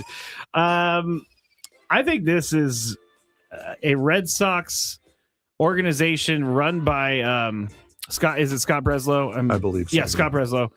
And it's his way or the highway. And I think he didn't get along with the manager. I think you just look to the players to tell you how to feel about this. Players are not happy with it. Trevor Story doesn't even know what the direction of the franchise is after this. Garrett Whitlock not happy. Roman Anthony not happy, but he deferred to the veterans, which was a smart move. I don't think this is a...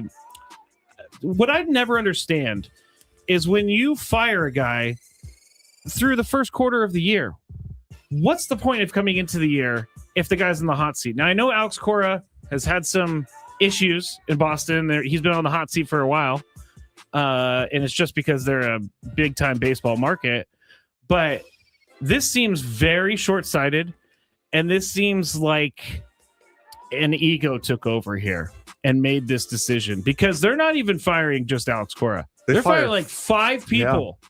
5 people, and they didn't have anyone available to manage the team, so they had to call up the AAA Worcester manager. I think his name is Chad Tracy. Yeah. Also, what tells me that this was a ego-driven thing, Alex Cora tweeted out a picture of him getting on a plane, smiling with the caption, "Happy." That tells me everything I need to know. And I mean, also, it tells you something that when...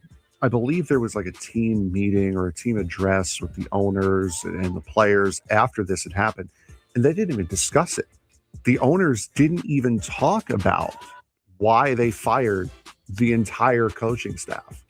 It was just, it's done, it happened, go win games, pretty much. We made a mistake on Breslow.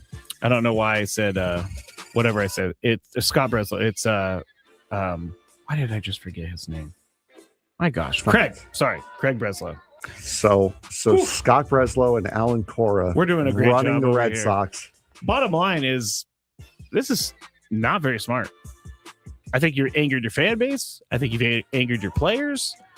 I think you made a decision because your ego couldn't handle it, Mr. Breslow, whatever your first name is.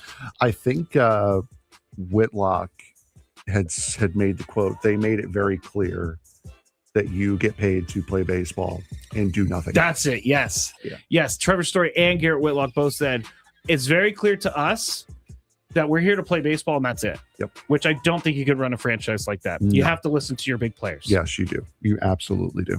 Number 3. All right, going to the NFL now. Former head coach Mike Tomlin. Take you by surprise saying former? No, because the way the summary was the way the summary was written, it said former Mike Tomlin, not former coach, former Steelers coach. It's just former Mike Tomlin.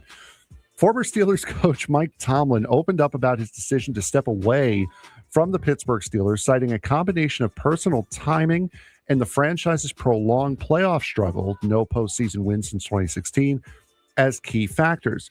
Tomlin suggested a leadership change could reinvigorate the locker room, especially for veteran players, and had since been transitioned to and Tomlin has since transitioned to a broadcasting role with NBC on Football Night in America.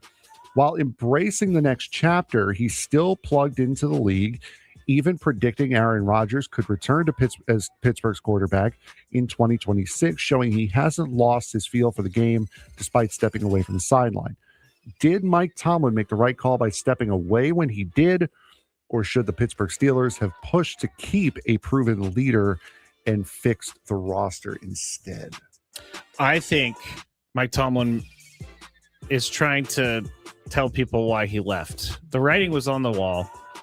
He felt like it was time to move on. He said it was, to give a different leadership change. Is that what he said? Yeah. I don't disagree that might need to happen at some points. The guy was there for like 20 years. Sometimes you need a new voice. You need a new voice. Sometimes people start tuning you out because he's a great coach, but this happens to a lot of coaches. Look what happened to Bill Belichick. Like, he was forced out. So I think Mike Tomlin took it into his own hands and decided that he was going to step away. I don't know if Mike McCarthy's the guy, but hey, it's a new voice, and he is a proven winning coach. Yeah, for sure. Number 4. We'll get to this one kind of quickly. The Las Vegas Raiders traded up to grab Jermon McCoy early in the 4th round at 101 overall, capitalizing on what they see as major value after former Tennessee Volunteer cornerback slid due to potential concerns about a torn ACL that wiped out his 2025 season. Once viewed as a potential first-round talent, McCoy insists his knee is healthy, though the Raiders will evaluate whether or not further medical work is needed. Despite the drop, Vegas believed it may have landed one of the top corners in the class at a discount, addressing a key positional need while McCoy enters the league motivated to prove teams wrong after his unexpected fall. Did the Raiders just steal a first-round talent, or are the injury concerns that caused him to slide a long-term risk? I think both things can be true. I'm not sure if he's a first-round talent, but I do think a 4th-round pick on a guy who was projected in the 1st round without an injury, I think that's a doable thing. And if you're going to get him in the 4th round, he turns into a Pro Bowler, you're a genius for doing it. The injury concerns obviously are there. ACLs are very weird, and especially in football, you don't want to... a lot of guys come out of college into the NFL with knee problems, and for the most part, everything's fine. I can't say they stole a 1st-round pick or talent, but I am going to say that it's worth the selection. It's also the Raiders, so you never know. This most likely will backfire on them. Probably. Raiders. All right, that's it for the Sports Nerd. When we get back, Fort Wayne Tin Caps broadcaster Jaden Taylor talks to us about the Tin Caps on 97.3 The Fan.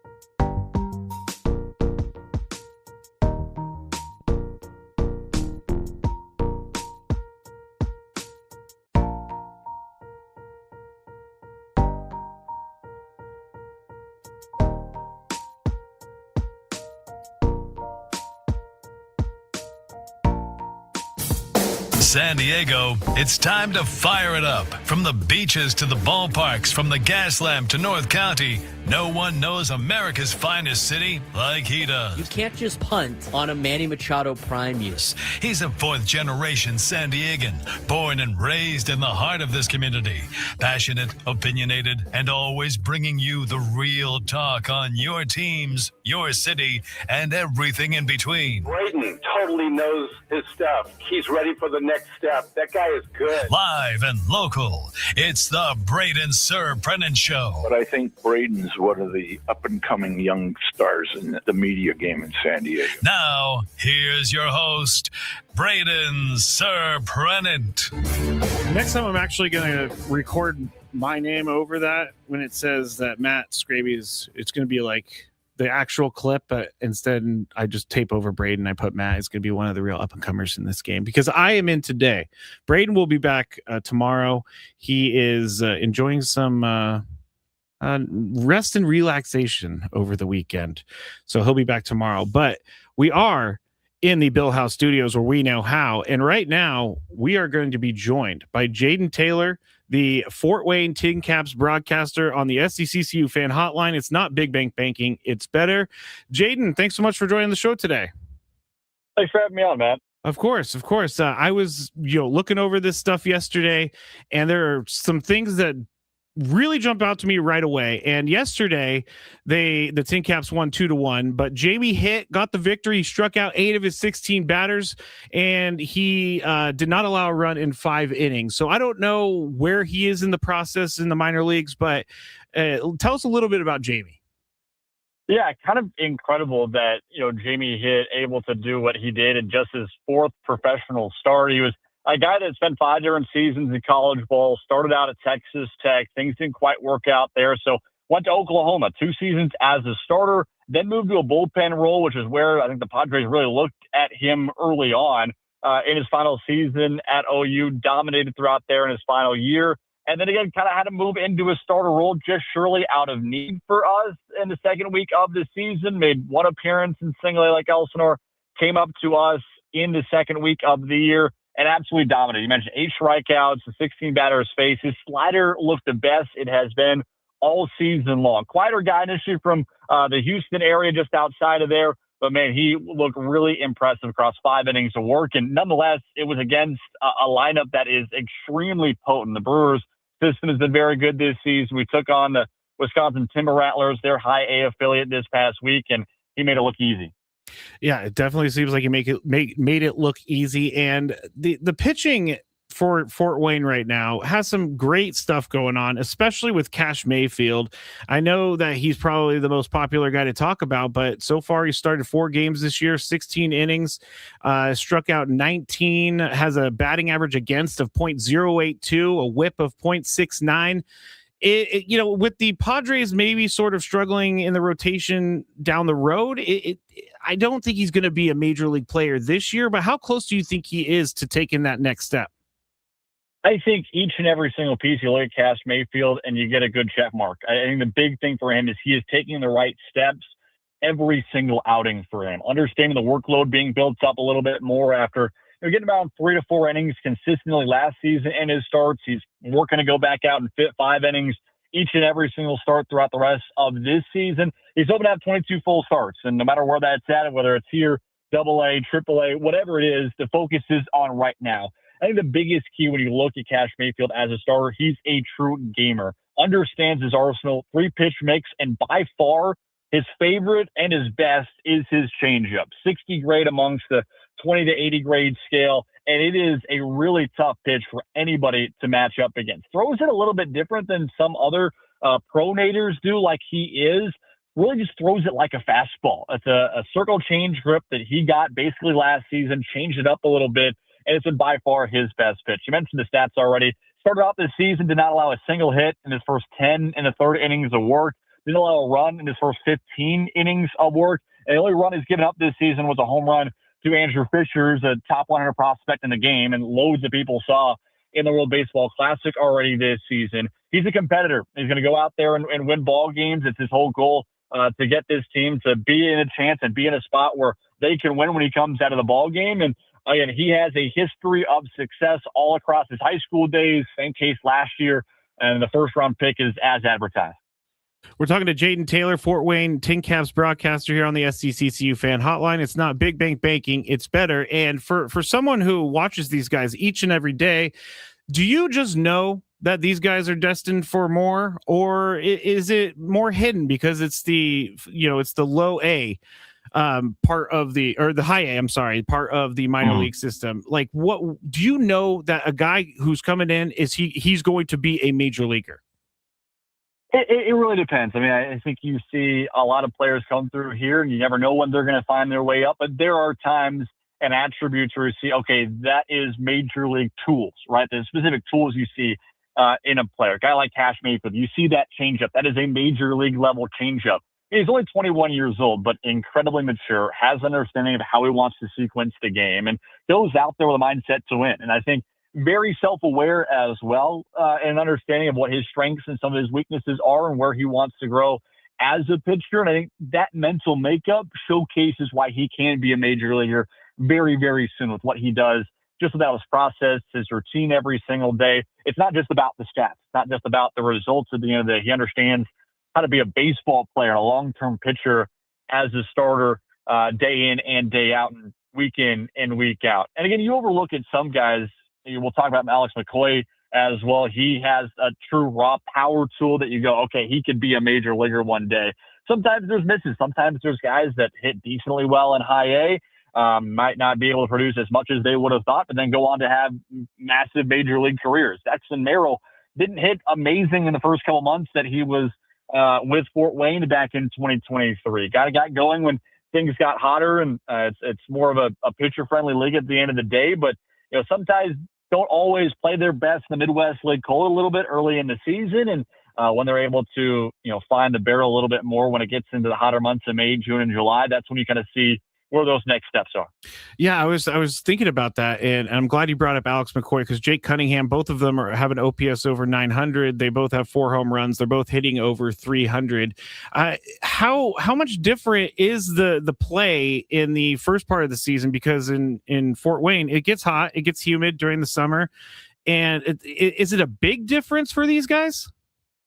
It honestly depends. I mean, some players have been able to deal with it a little bit more than others. Last season was extremely cold across the first month and a half of the season. It was sometimes in the mid-40s, even at the end of April last year. It's been a little bit unseasonably warm right now in Fort Wayne, so that's kind of allowed the ball to fly a little bit more. But I'll say this, with Alex McCoy and Jake Cunningham, here's the big thing you're going to see, right? Early on in the season, sometimes the wind might carry out. When it gets hotter, the wind as well as the warm weather might allow balls to fly out of the ballpark a little bit more.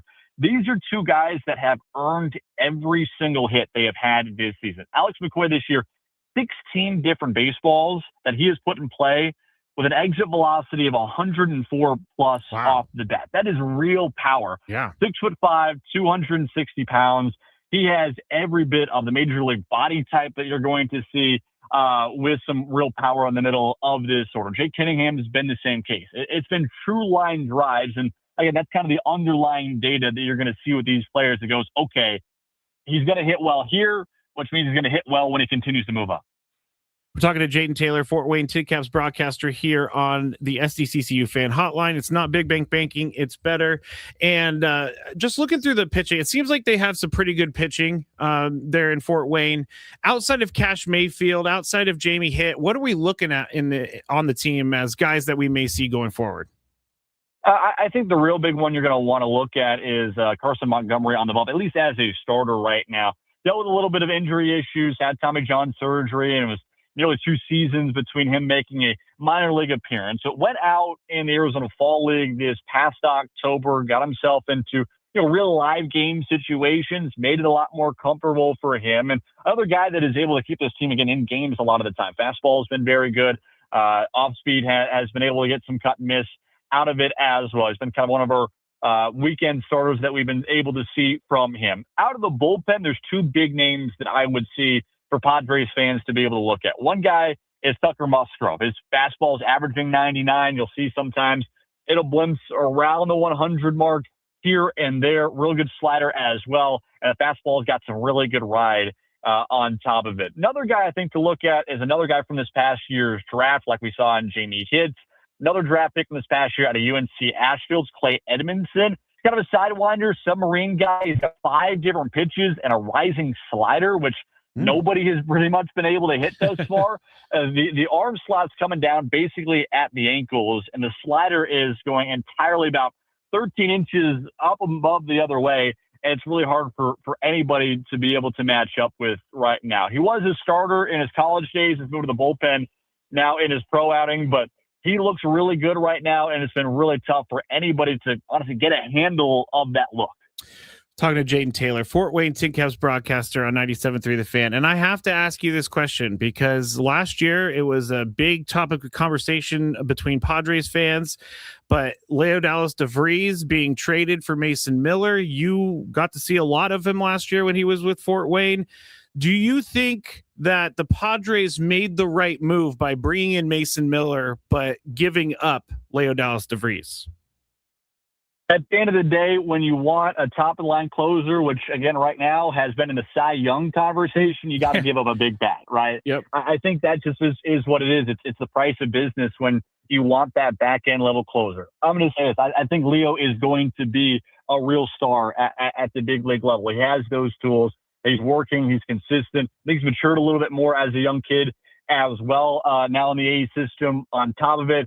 Again, I think Leo's going to be a great player, and I wish nothing but the best for him. And I know the Padres wish nothing for the best for him as well. But at the end of the day, when you want a guy that's going to go out there and break records in terms of scoreless innings and just put together legitimately, again, a negative fifth right now, like you take out the defense, he's a better pitcher without them right now. It's pretty remarkable, again, what he's been able to do. So, again, it's the price of business. I think you gave up a really good player, and I think you had to do that to, bring in one of the best pitchers in baseball and by far the best closer in baseball. Oh, I love that answer because it just gave me a little bit of ammunition going forward. Thank you so much, Jaden, for joining the show today. If you're ever out in San Diego, please let us know.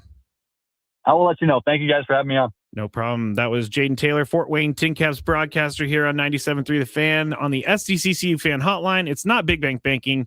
It's better.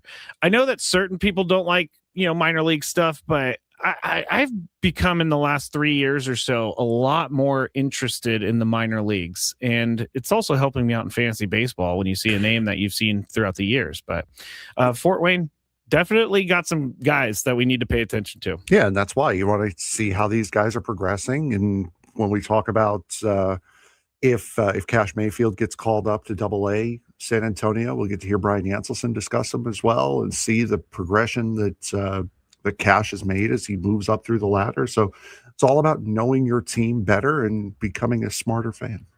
It is about becoming a smarter fan. I like that, Frank. All right. Thank you to Jaden Taylor for joining us. And honestly, Jaden Taylor, great guest too, because called in 5 minutes early.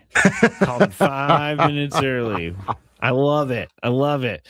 When we get back, we still have more to talk about with the superstars not superstarring. We have San Diego FC. Frank is going to walk us through a little bit of that. But we do have this gambling thing that's happening right now with Brendan Sorsby, the Texas Tech quarterback. I want to get into it a little bit here on the other side. I'm Matt Scraby. That's Frank Marquez. We are filling in for Braden Surprenant on 97.3 The Fan. Clear your schedule.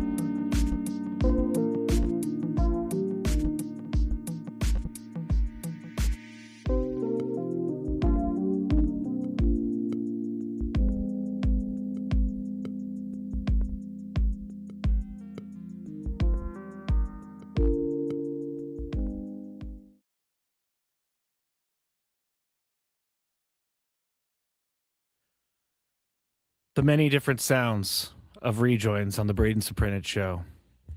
Who is this?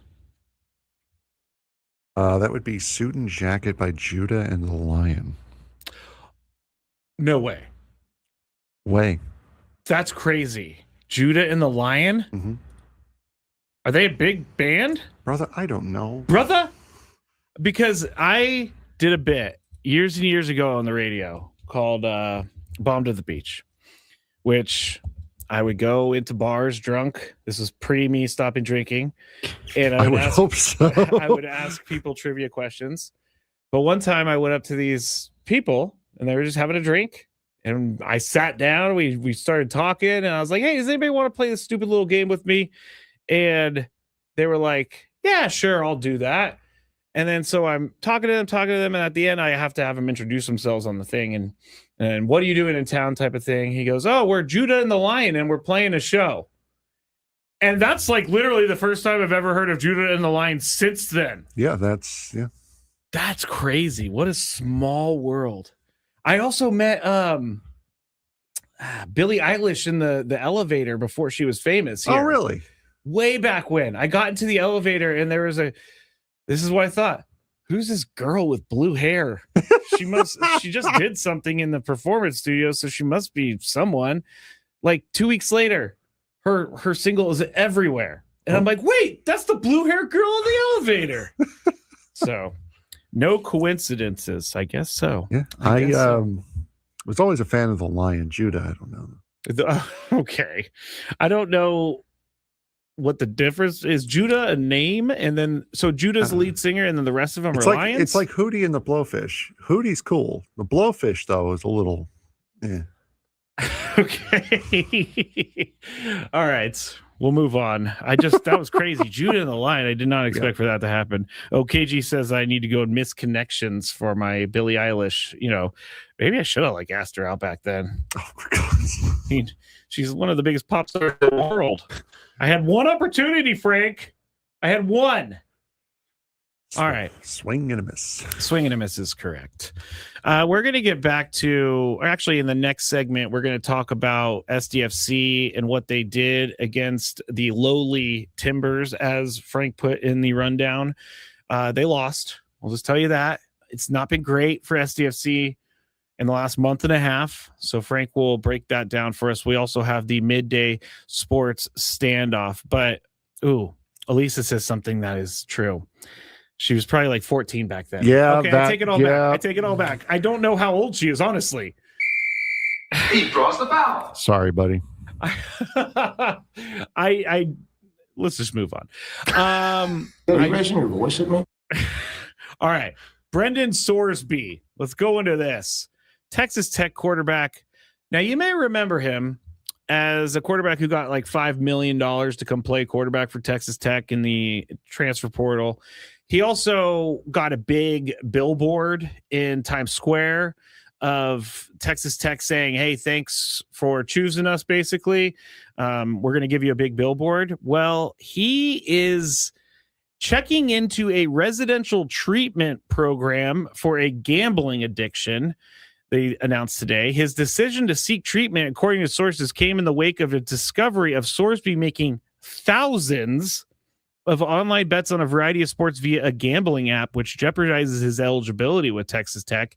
The NCAA is investigating this, the gambling, and apparently, according to sources, Sorsby bet on Indiana football while he was redshirting for the Hoosiers as a true freshman in 2022.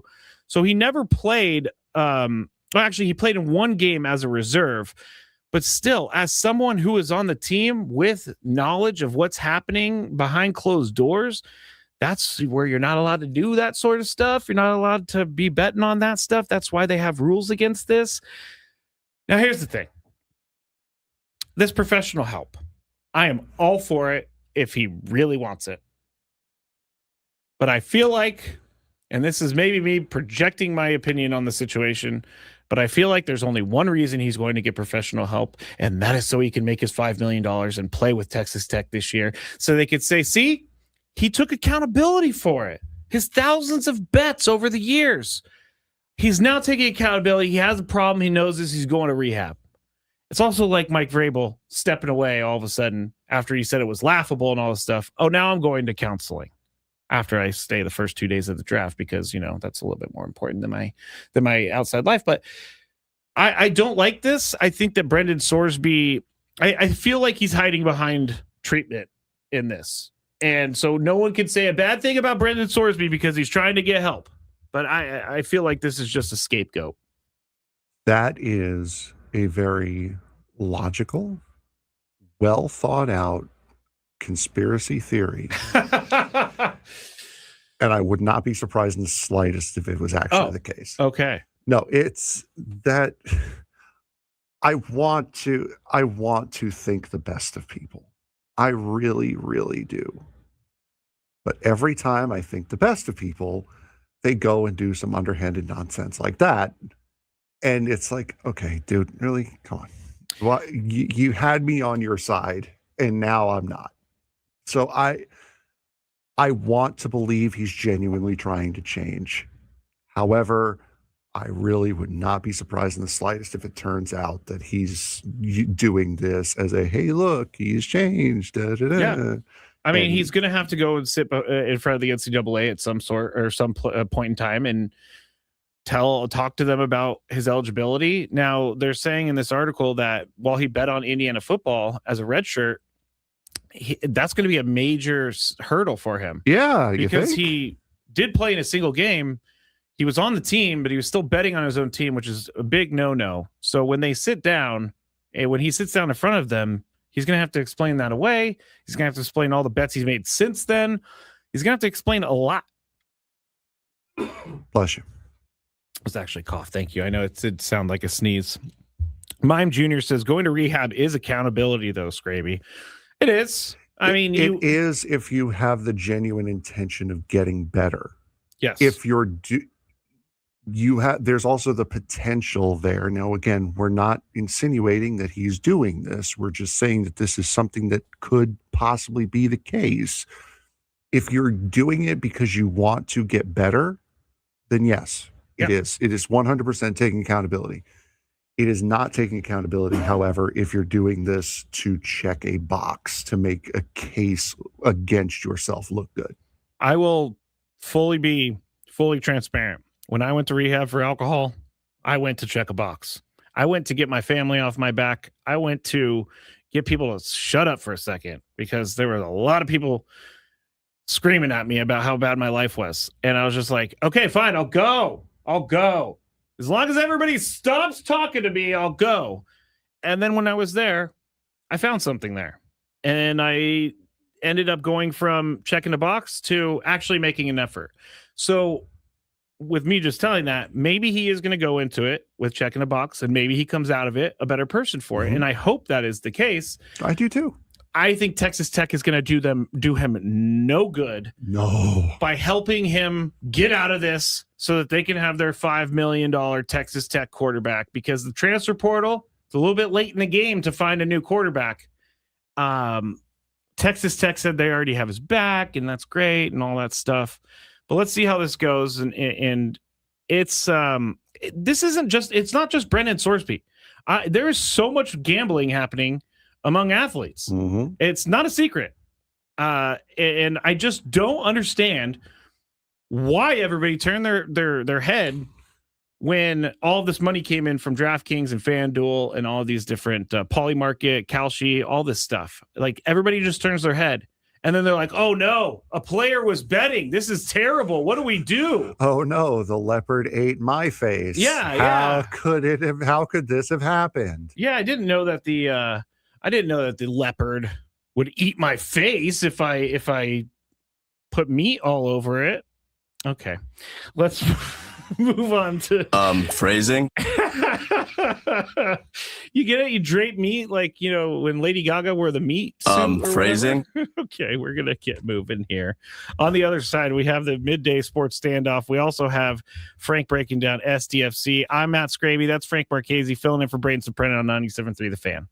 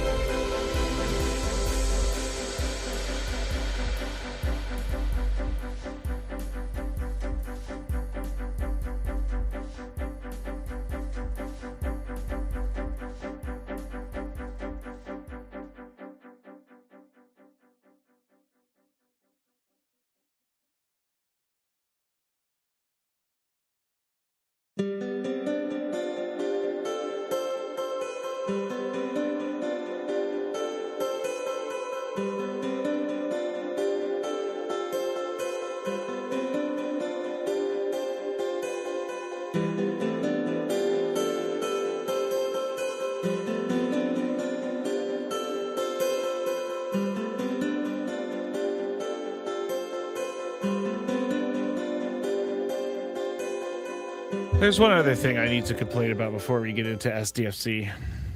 And this whole show has kind of been a daily gripe. But I don't know how to phrase this, Frank. Frank, I hate working with you. It's okay. No, I like working with you. It's just because the Patriots are trying to sweep Mike Vrabel's stuff under the rug doesn't mean they actually can sweep Mike Vrabel's stuff under the rug. Apparently, Frank's telling me he's back with the team. Yep. So he went to counseling for a day or two. Yeah, Adam Schefter reporting an hour ago. Let me get the exact tweet up here. Hold on. Adam Schefter tweeting an hour ago after missing day 3 of the NFL draft to be with his family. Patriots head coach Mike Vrabel is back at work with the team today. I don't understand it. Congratulations, guys. We've done it. I really don't understand it. And you know what? I get it. Diana Russini did not make a smart decision. But I do not know why. It takes two people to make that decision, It does. But I do not know why no one seems to be holding the NFL head coach at a higher level of standard than Diana Russini. It's crazy to me. I agree with you. But again, the way the story was framed is journalistic integrity and credibility. Totally understand that. That's the way the story was framed. That's not Vrabel's problem. That's Rossini's problem. It is Rossini's problem. But I'm not saying it's right. I'm just saying that's from the beginning. That's the way the story was framed, was journalistic integrity. I love how Mime Jr. is telling me that's Juan Ruiz. Juan Ruiz in the chat. Oh. It just says Mime Jr. No, I know. It's not everyone who goes to rehab goes with the right intentions, but they still need help. I don't know if that's true. Anyway, moving on. Frank hit me with that in the break, and it's like the Patriots are doing everything they possibly can to polish the turd that the morning show talks about all the time. They love being the evil empire. They embrace it. They really do. They do. So do the Dodgers. No, they don't. The Dodgers embrace being the evil empire. Dalton Rushing certainly. Yeah, Dalton Rushing is embracing it for sure. Is there anyone that you dislike more in Major League Baseball right now? I mean, he's probably at the top of my list. I have a couple. Say it. Juan Soto? No. Carlos Mendoza? No, well, Mendoza's certainly one of them. Francisco Lindor? No, I don't have a problem with Lindor. Okay. All right, let's move into our SDFC. I was trying to, maybe stall a little bit heading into it, but San Diego Football Club has not been great. They haven't won since they beat Toluca back last month, in the middle of the month. So it's been a while since they've won. They've struggled. What's going on, Frank? They lost the Portland Timbers on Saturday night, 2-1. Anders Dreyer did get a PK, but Portland, apparently, you said lowly Timbers. Is this a bad loss? It's not great. Timbers came in at 2-1-5. That's 2 wins, 1 draw, and 5 losses. So they have not been good this year. This is the first time I've actually sat down and watched. Again, I was there. This is the first time I've actually sat down and really watched and really paid attention to San Diego FC in a couple of weeks. The way they played the first half hour of that game, it's like, how is this team lost? Because this is everything that they've been doing. Then as the first half went on, you can start to see complacency start to creep in. They were moving the ball so easily around the back line, around the defense, that the passes started to get shorter and shorter. They started to get weaker. They weren't as crisp. They were just kind of, okay, well, now you try to break it up. Now you try to break. And it all came crashing down when Portland finally jumped on one and scored an easy goal. Scored easy one-on-one. They got a penalty kick right back. Not that long after. Kevin Kelsey scored in the 26th minute for Portland. Dreyer got a penalty 7 minutes later. Then in the second half, Portland came out like a completely different team. San Diego FC was on their heels for most of the second half. And then I don't know why, Free almost cost them 2 goals at the end of that game. There was one in like the 88th minute where it's a loose ball. It's one-on-one between the box and the half line. Free goes out to play it, misses it, gives a wide open look from about 3/4 pitch, about a third of the pitch away from net. By the luck of fools, the guy missed. Luck of fools. Missed the upright, the far upright by inches, rolled away. Then he went out and misplayed another ball at the top of the box, giving them another open look. that they scored, but it was called back for offside. Where he got the idea that he needed to play so aggressively and so recklessly, I do not know. San Diego FC was on the back foot the entire second half, and then they ended up finally breaking at the very end of the game to lose the game. It was 9 minutes of added time. The official gave them a little bit more.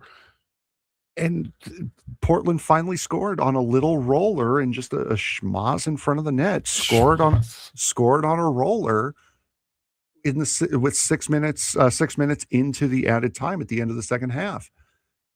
I understand the frustration. I understand the need to change. There were a lot of chants for Chucky Lozano at the end of that game. Bringing Chucky Lozano in is not going to solve the problem that this team has. They have a discipline problem. They have a focus problem. They lose focus and then they fall out completely. Everything that you saw out of San Diego FC in the first half of that game, the first 30 minutes of the match on Saturday, went away after Portland scored that goal. They got the goal back. They kind of played a somewhat of a second half, somewhat of a solid end to the first half, and then it just all went apart. It just all fell apart.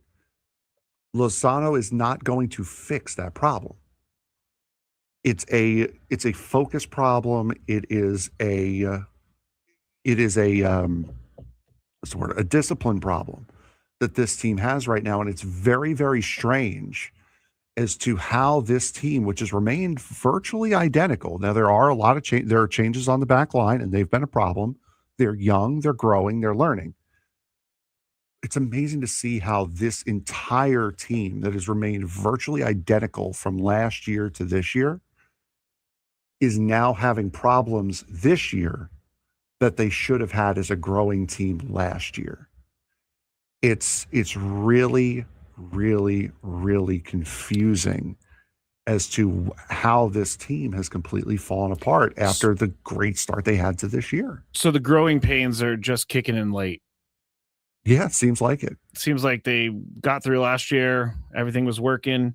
There was a question, is it a coaching problem or a player's problem? It sounds like there's a both problem. I think it's a little bit of both. I don't think Mikey Varas, it's not a coaching problem when you're getting yourself a red card in 6 straight matches and in 7 of 8. That's on the players. Yeah. So they've put themselves in a hole a lot recently.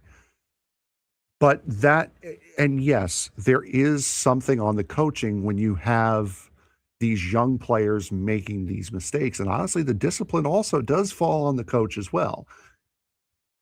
It is definitely a both issue. Right now, they need a win in the worst way to snap out of the issues that they have, and hopefully a win just sort of kicks everything back, kind of does a hard reset, because they had a draw last night right up until the very end. They found a way to snatch defeat from the jaws of victory. at least in a draw sense. A draw would have been like a win for this team last night, and they couldn't even get that. They couldn't finish that off. See, I didn't see that the fans were chanting for Chucky Lozano. Yeah, they were at the end of the game. It was a lot. It was like little rumblings, kind of from the ultra section, but it was certainly there. The reason I think that's interesting is because here's what I heard about the Chucky Lozano situation. Mm-hmm. I did a little deep digging, tried to get some answers about what is happening, and so I can't say this is like fact or anything, but here's what I've heard. Chucky Lozano was talking trash behind Mikey Varas' back to other players, and it got back to Mikey Varas. And when you got a player trying to undermine the coach, there's only one way to handle that, mm-hmm. and it's move on. Now, it's taken forever for them to move on. Well, and again, partly because, well, one, you don't want to eat the contract, number one. And two, it's not, I don't know if you know how much you know of soccer, but there's only 2 times a year where you can transfer players. You have the summer window, which goes from July, at the beginning of July to the end of August when the international year starts. And you have January for the winter transfer window. So they missed out on the winter transfer window, and now he's just sitting there waiting until July when they could try to move him. Problem with that is, number one, you're halfway through the season if you're San Diego FC. And for him, it's a World Cup year. And he's burned a lot of bridges with the Mexico team, and now he's not playing at all. So the ability for him to get called up for the World Cup for the Mexican national team, that's also taken a big hit for him as well. I didn't really like the video that he put out the other day. Yeah. We know he's allowed to still train at the San Diego FC facility. He put out a video on Instagram, on his Instagram, of just him at the facility, like wearing the jersey at the facility, doing a full 360 spin. That to me felt really self-centered and self-serving when you have a team that's going on a slide, and now all of a sudden there's rumblings that they want you back. That's kind of like hey, I'm here, I'm ready. They're not doing it. It's like he's trying. They don't want me yet. It felt very underhanded. At least that's how I read it. I'm going to anger some people with this. He did his best Trevor Bauer.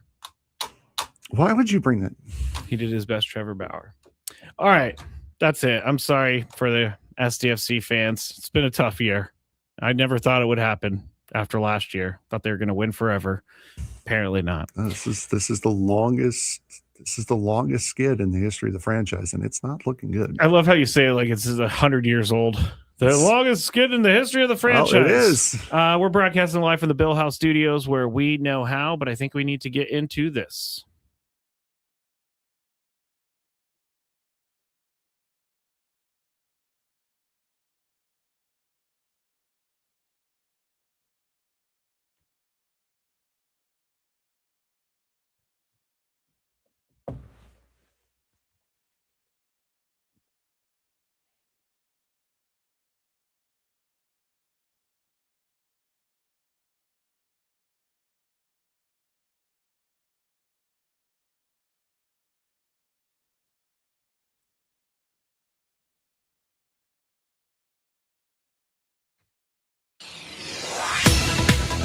All right, so we have Alex in Encinitas playing today. Alex, how are you doing today, bud?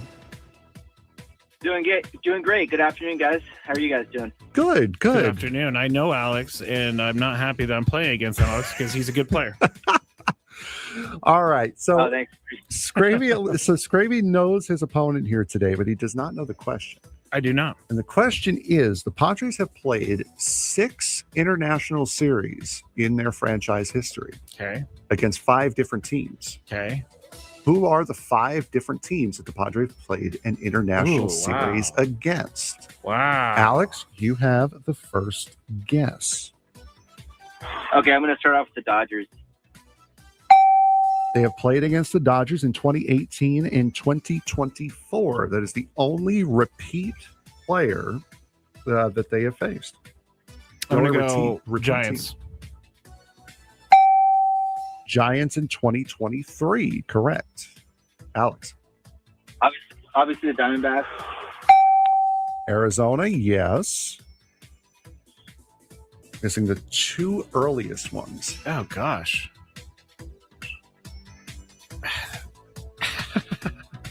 I'm trying to think when they played internationally. Let's just man, he took the Diamondbacks, which is the only team I have left in my brain. Both in the 90s. Both were 90s, huh? Let's go with the Blue Jays do not count, but that's funny. Let's go with the Rockies. Whoa! No. They played the Rockies in 1999. Wow. That was the one I thought was going to trip you guys up. Alex. I'm thinking the Mets, your team. What? Yes, they played the Mets. The Mets? Wow. They played the Mets in 1996. Alex, hang on the line. I'll get your information during the break. But yes, they played the Mets in Mexico City. I'm surprised you didn't get that because they showed a lot of replays from that series over the weekend. They played the Colorado Rockies one game in Mexico City in 1999. Of course, they played the Dodgers in Mexico and in, was it Japan or Korea? It was Korea. In 2018 and 2024. And both the Giants and D-backs in Mexico City in 23 and 26. Wow. I would have never gotten the Mets. Ever. But good job, Alex. That means that I didn't lose, though. No. Because I didn't have an incorrect answer. Sure. You can, so that works for me. That. That works for me. Well, congratulations, Alex. You know, I thought they would have played in more international games, but only 5, huh? Or only 5 different teams? Six series against 5 different teams, yes. They were, I think they had a game in Australia, not the Padres, but a Major League Baseball game in Australia I believe 10 plus years ago. I think the Dodgers played in that one. Yeah. I don't know how I feel about all of these leagues trying to get so international. Maybe this is the selfish American in me, but I feel like leagues are turning their back on the people that have gotten them there. I understand you want to grow your game. Right, I don't have any issue with that. The Padres and Mets. Padres won that series, by the way. That was the first one. Then the Rockies played them in Mexico. The Estadio de Béisbol Monterrey. Okay. So they played those games in Monterrey. Okay. Cubs played the Mets in Japan in 2000. Yep. D-Rays played the Yankees in Japan in 2004. A's and Red Sox in 2008. Mariners, A's in 2012. All of those in Japan. Dodgers, Diamondbacks in Australia at the Sydney Cricket Ground in 2014. That's the one I was talking about, by the way. Dodgers, Padres in Monterey. Mariners, A's in Tokyo. Boy, the A's just wanted to play anywhere but Oakland, huh? Well, have you seen their stadium when they were in Oakland? Cardinals, Reds in Monterey. Houston Angels in Monterey in 2019. Also in 2019 was Yankees, Red Sox in London. Oh, yeah, they have the London games. I think the Phillies played in one, too. Yep. 2023 was Padres, Giants in Mexico City. Cubs, Cardinals in London. 24 was Dodgers, Padres in South Korea. Houston, Colorado in Mexico City. Phillies, Mets in London. Last year was Dodgers, Cubs in Tokyo, and then this year Arizona, San Diego in Mexico City. That's not as many, and that's all of them. That's not as many international games as I thought, but we're just going to see more and more. It's just going to keep happening. Yep. And I do understand that baseball's more worldwide of a sport than others, and so you want to be able to bring your game to fans. But at what cost? At what cost? It's a great thing for baseball, but is it a great thing for the players? I don't think they care. I really don't think they care. All right, we're heading into the final hour. I'm Matt Scraby. That's Frank Marquez filling in for Braden Surprenant. He'll be back tomorrow. We'll get you set for this series against the Cubs on 97.3 The Fan.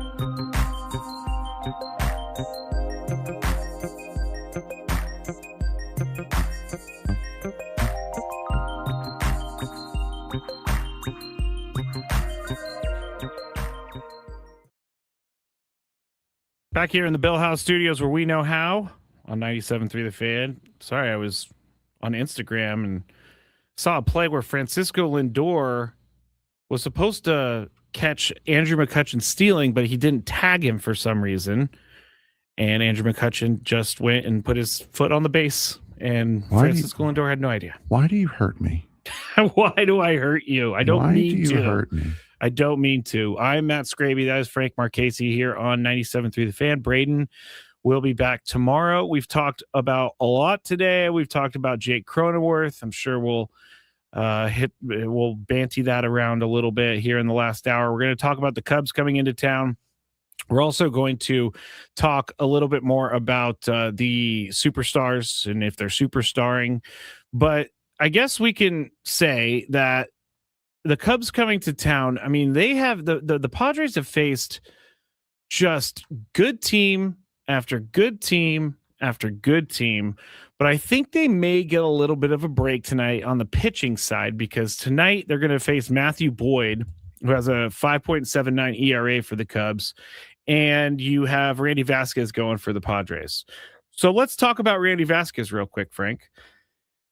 I remember the day we had the Beaver Nuggets show, which is an infamous show, yes, in station history. The day we had that show, we were talking about whether Randy Vasquez or Matt Waldron's going to get the 5th spot on the 2025 team.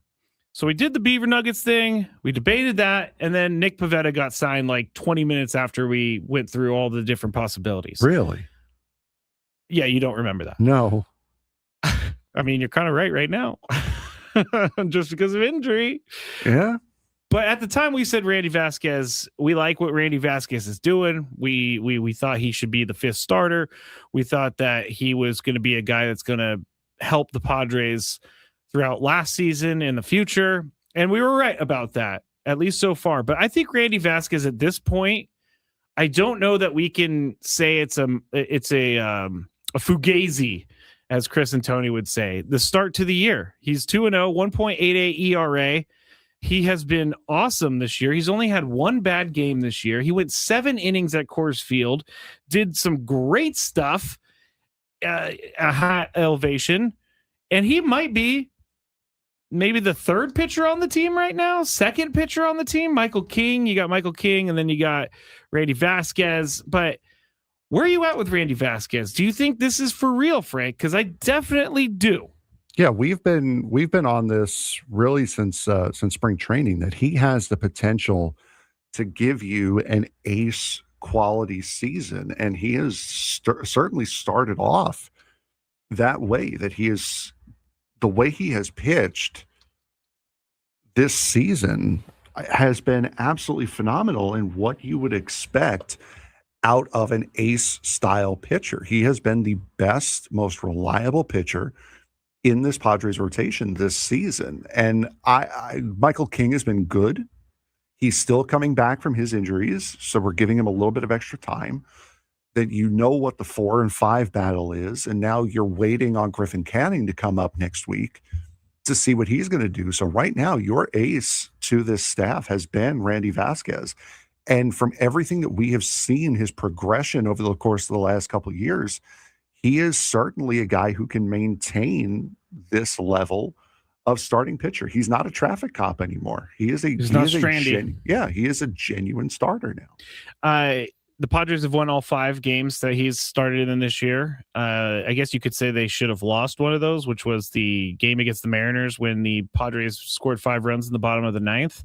But so far this year, he's gone 6 innings, 5 2/3, and even in his bad start, he went 4 innings and then 7 against the Rockies. He's eating innings for you in a year that you definitely need guys to eat innings. And I would like to, point out again, the reason the Padres have Randy Vasquez is because they traded Juan Soto. And I still see people complaining about that. I don't really understand. It's like, move on, people. It has been years now since they traded Juan Soto. Honestly, Juan Soto by himself is he's not going to win you a lot of baseball games. He's a great player. But look what's happening to the Mets right now. They just got swept by the Rockies over the weekend. Sorry, Frank. It's Why bad. do you hurt me? Because it's the truth. Why do you hurt me? It's facts. Would you have rather woken up, side note, would you have rather woken up the other day and saw that Carlos Mendoza was fired over Alex Cora? Yes. Okay, there you go. Well, he's got the vote of confidence from everyone. So Carlos Mendoza is safe. Anyway, Randy Vasquez came back here. So it was him. It was Michael King. You also got Johnny Brito in that deal. Johnny Brito, who's coming back from an internal brace surgery, but he should be back by the end of the year. People are thinking, let's see if he can make an impact. the trade that we all kind of, I didn't crush it. I thought it was a good trade, but the trade that sent Juan Soto to the Yankees has set up the Padres for the last couple of years. Yeah. And that's exactly what you were doing in that trade. You were trading one of the best players in baseball and getting back a bunch of good players. You were trading a guy that you knew you were not going to re-sign. Yeah. For a massive haul. With a guy like that, that's malpractice if you don't do that. Oh, you're right. So you had to get rid of him if you knew you were not going to sign him. That's why the Nationals got rid of him. They sent him a $425 million contract offer. He said no, so they traded him. They knew they weren't going to be able to re-sign him, so they traded him. They got something back for him. You don't let a guy like him walk on a deal. Same exact thing you saw here. It's almost what makes the Angels such a bad franchise, because they did not trade Shohei Ohtani at the deadline when they could have, knowing that he was not going to be coming back to that team. Mm-hmm. Angels could have set themselves up for years if they were to trade Shohei Ohtani. And maybe they were just the asking price was just too much for Shohei Ohtani. But I guarantee you, if there was a team that could get over the hump for that and use Shohei as a rental player, I bet you they would have given up a lot for him, like almost anyone that the AJ Preller said Angels he was willing wanted. to give. AJ Preller said he was willing to give away Jackson Merrill for it. He almost did it too. So could you imagine that outfield right now? Of Joe Adell robbing 3 home runs in a game, Jackson Merrill in center, and Mike Trout in right? Yeah, Mike Trout. I named my fantasy baseball team Mike Trout's Ghost, but he's actually been pretty good this year. He has been. I picked up Mike Trout last year, and I cursed him because he was not very good last year. But yeah, that would be crazy. That would be weird to see Jackson Merrill in an Angels uniform. I never want to see Jackson Merrill in another uniform. And I never want to see Fernando Tatis Jr. in another uniform. You know, he won't have to.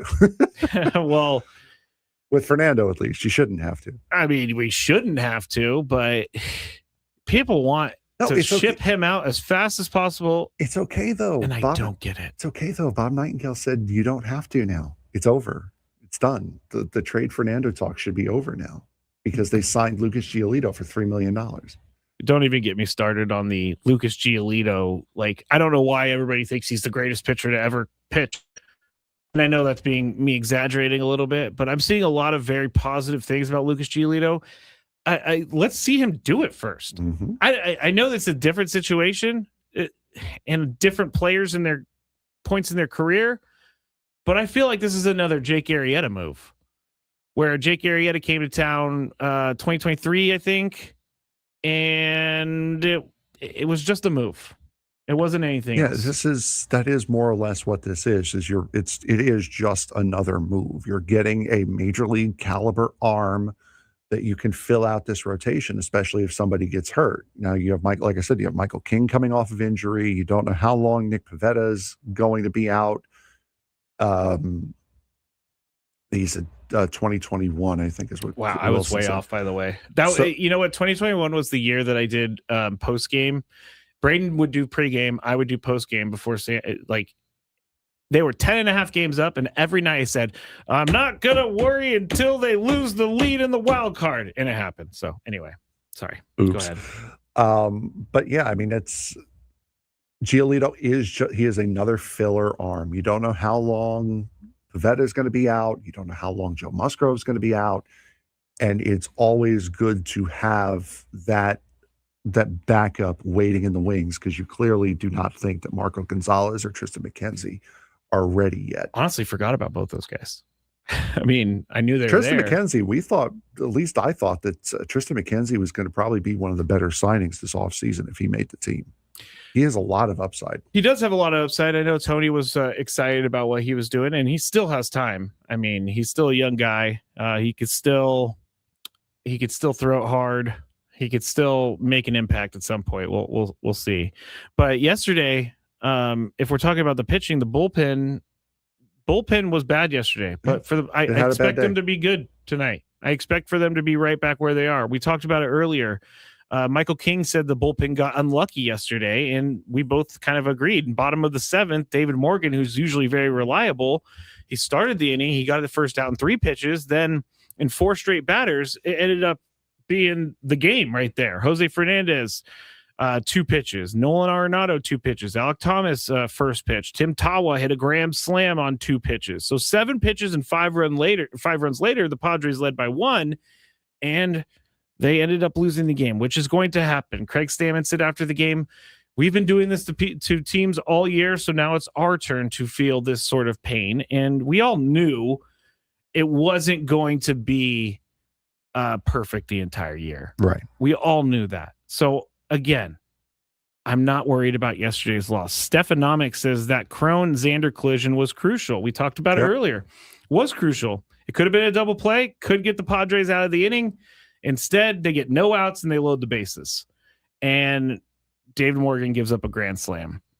Both Bogey and Jake went for it. Jake got it, but then no one was on the base, so he couldn't toss it over to Bogey. So he had to dive and try to tag the guy with the ball instead of his glove. It was a weird play. Didn't happen. Loaded the bases. Grand slam. Game over. It's things like that will cost you games. And we've seen it a couple times in the outfield this year between Fernando and Jackson when I see them communicating, but I'm sure it's loud or, I'm sure it's not, they're just not talking to each other, but bad things can happen and they need to be a little bit better with those types of defensive plays. Yeah, for sure. And as far as the bullpen is concerned, for as many runs as they gave up, they did not get they didn't waste too many bullets for that matter. Kyle Hart hasn't pitched since the 22nd, so I would assume that he's going to see some work 5 at days, some point tonight. Bradley Rodriguez was in that situation yesterday. He threw 20 pitches. That was the first time he pitched in at least 4 days. Yeah. So I would expect David Morgan to possibly pitch today. He only threw 10 pitches yesterday. So there's a good chance we'll see him. Jason Adam only threw 15 pitches on Saturday. Miller, 13 pitches on Saturday. Wouldn't be surprised to see him come in. Even Wandy Peralta, I think in a pinch, they could probably use him. He threw 16 pitches yesterday and only threw 17 Wandy on the 22nd. I think they're using Wandy perfectly now. Yeah. I think from trailing late inning game. Yeah, he's your innings eater at the very end. He could switch back into being a high leverage guy, but I'm happy they're not having him high leverage right now. All right, we're going to head to break real quick. When we get back, more Padres talk, but I want to leave you with this. Xander Bogaerts scored the first run of the game yesterday. He reached base in all 8 games on the road trip, posting a .438 on base percentage and 32 plate appearances. So the Xanda haters, stop. More from us, Frank Marchese, Matt Scraby, filling in for Braden Surprenant on 97.3 The Fan.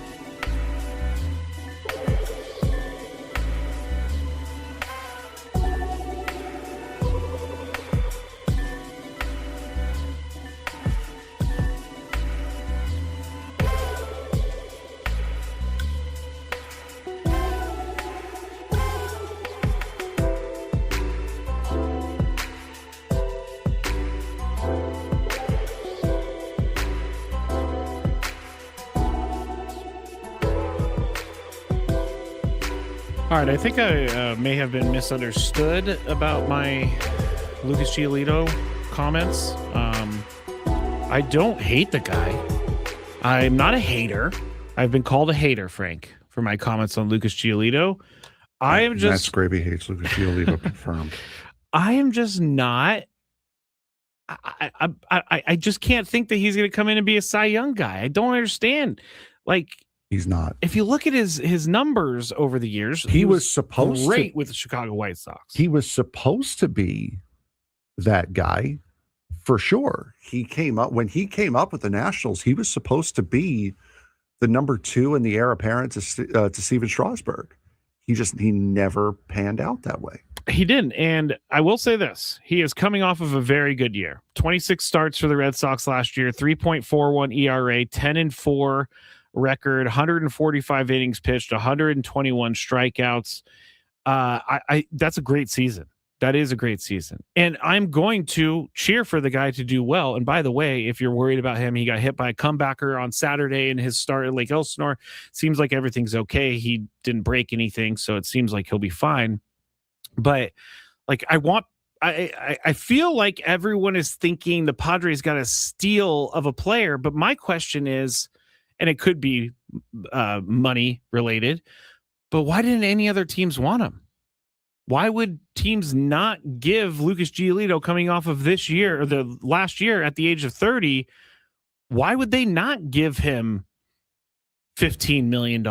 Probably money and time. Probably would be my guess. I guess, but like, whenever people ask me about players who aren't on the Padres or who come to the Padres, and I always think, what did the previous teams do with them? Well, he opted out of his contract with the Red Sox, which was a massive mistake for him because he didn't get nearly what he was going to get from the Red Sox.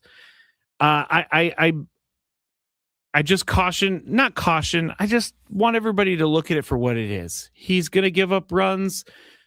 All he needs to do is eat innings and keep the team in the game. He doesn't need to be Cy Young for this to be a successful thing. He's a depth guy. KG said, the word on the grapevine is that Giolito also wanted to be with a contending team, and he had gotten offers from a few teams that weren't. Juan says, Cubs wanted him, Scraby. Well, why didn't the Cubs go get him? They made an offer. The Padres outbid them. Oh, good point. We know he's not Scooble or anything close, but he's definitely better than what we have. I'm not arguing that. I think that it's a good let's see what happens addition. Yeah, and coming off of a good season like that, and he's 31 years old, the numbers are there. He's an innings eater.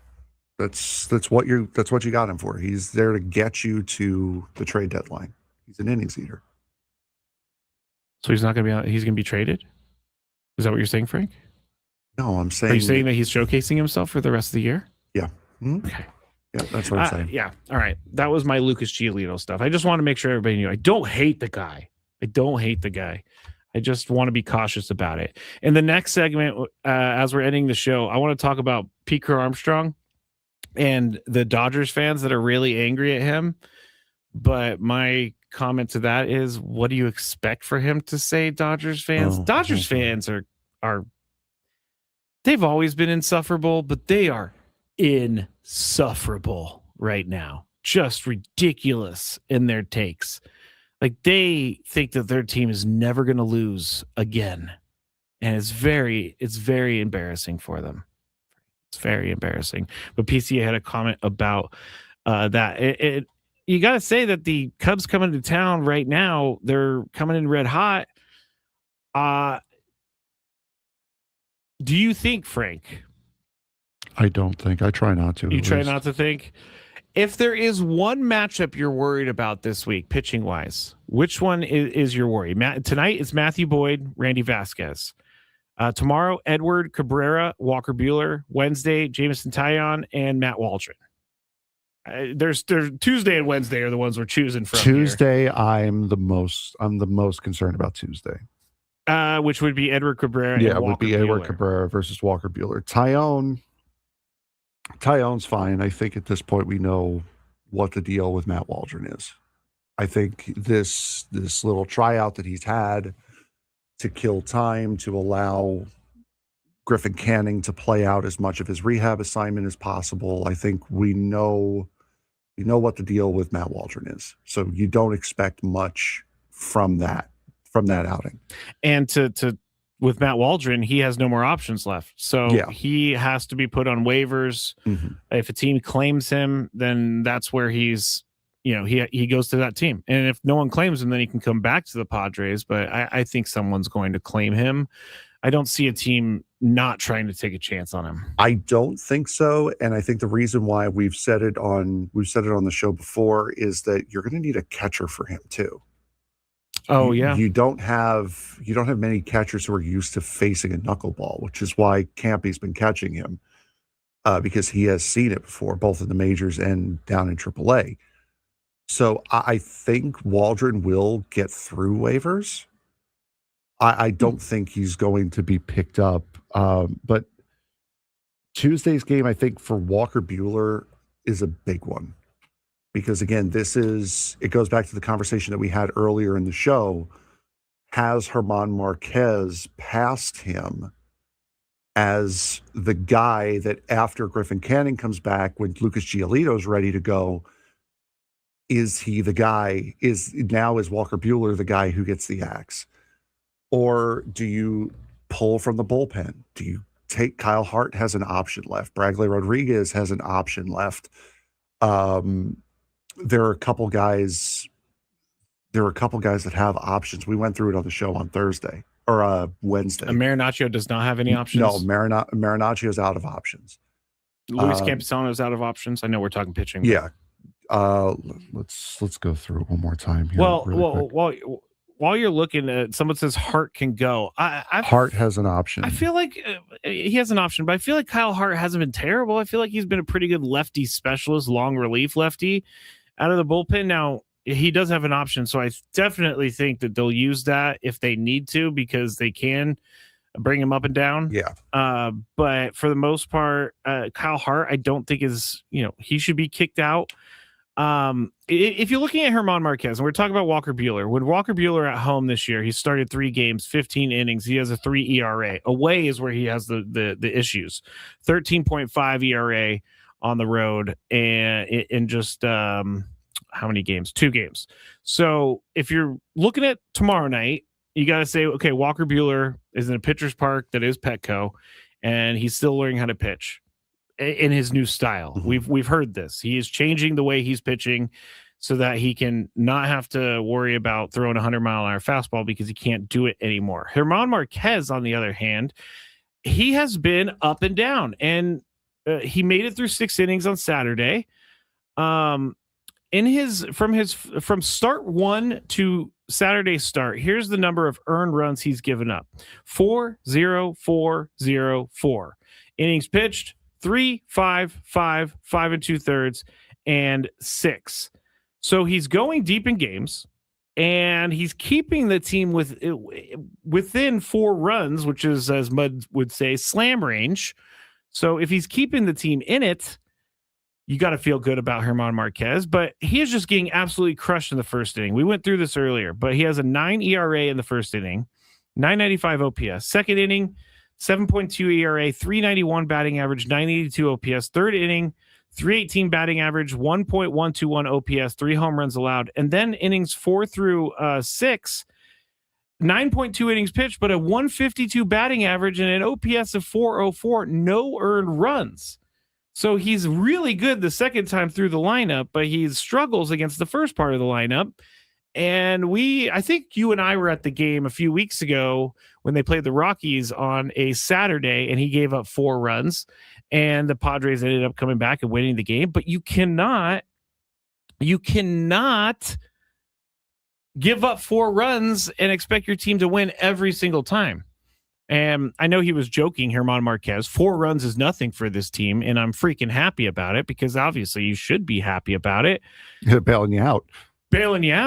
But Walker Buehler, it's either you're in the game and he's pitching, he's keeping you there, or you're out of the game. With Herman Marquez, it's you're not out of the game, you're within slam range, or he hasn't allowed a run, and you're definitely in the game and you're on the way to a win.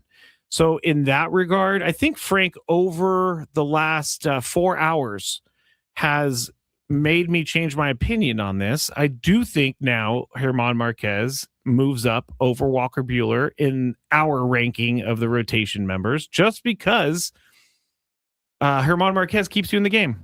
Yeah. And he eats some innings.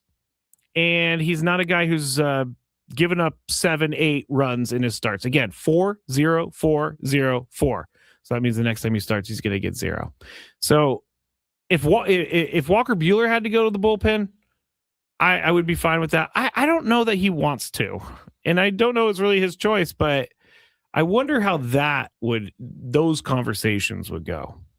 I agree. I think when it comes time for Griffin Canning, of course, will take, as we said, will most likely take the place of Matt Waldron. When Lucas Giolito is ready, that's when you got this fight again between Buehler and Marquez that we've had all season long so far. You have a couple of options, as we said on the show on Wednesday, if you want to go back and listen on wherever you get your podcasts. You have the ability now, when Giolito's ready, to either have a 6-man rotation or to get rid of a starter, which Buehler and Marquez are not, one, going to accept a minor league assignment, or two, clear waivers. With how they've pitched this year, they are going to help somebody. So they are not going to clear waivers.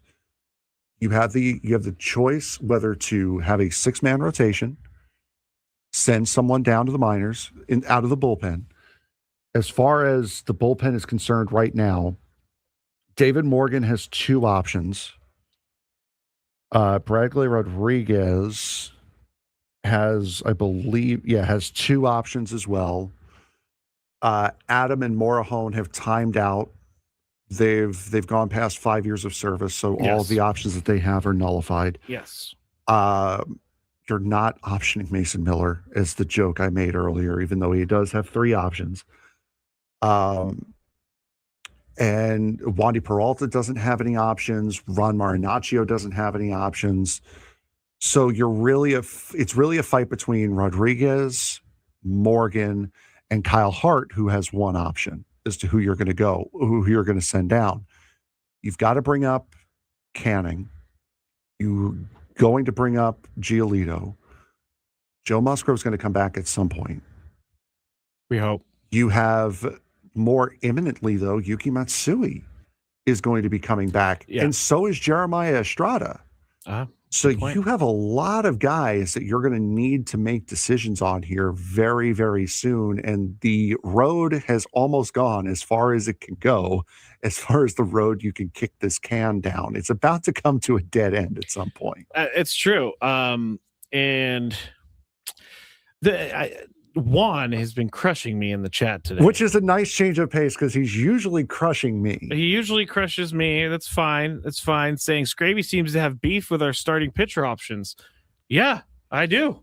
Because coming into the year, we had Joe Musgrove. We had an embarrassment of riches. We had Nick Pivetta. We had Michael King. We have Randy Vasquez. We were only looking for one guy in that rotation. And, injuries happen.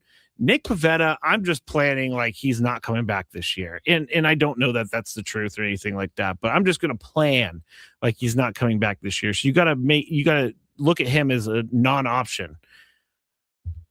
The starting pitching is worrisome. It's worrisome.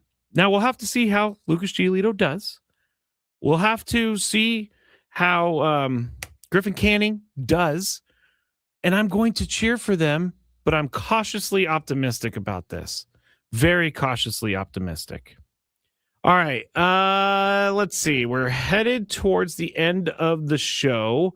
We should talk about Nick Castellanos on the other side. I also want to talk about Adrian Morejon on the other side.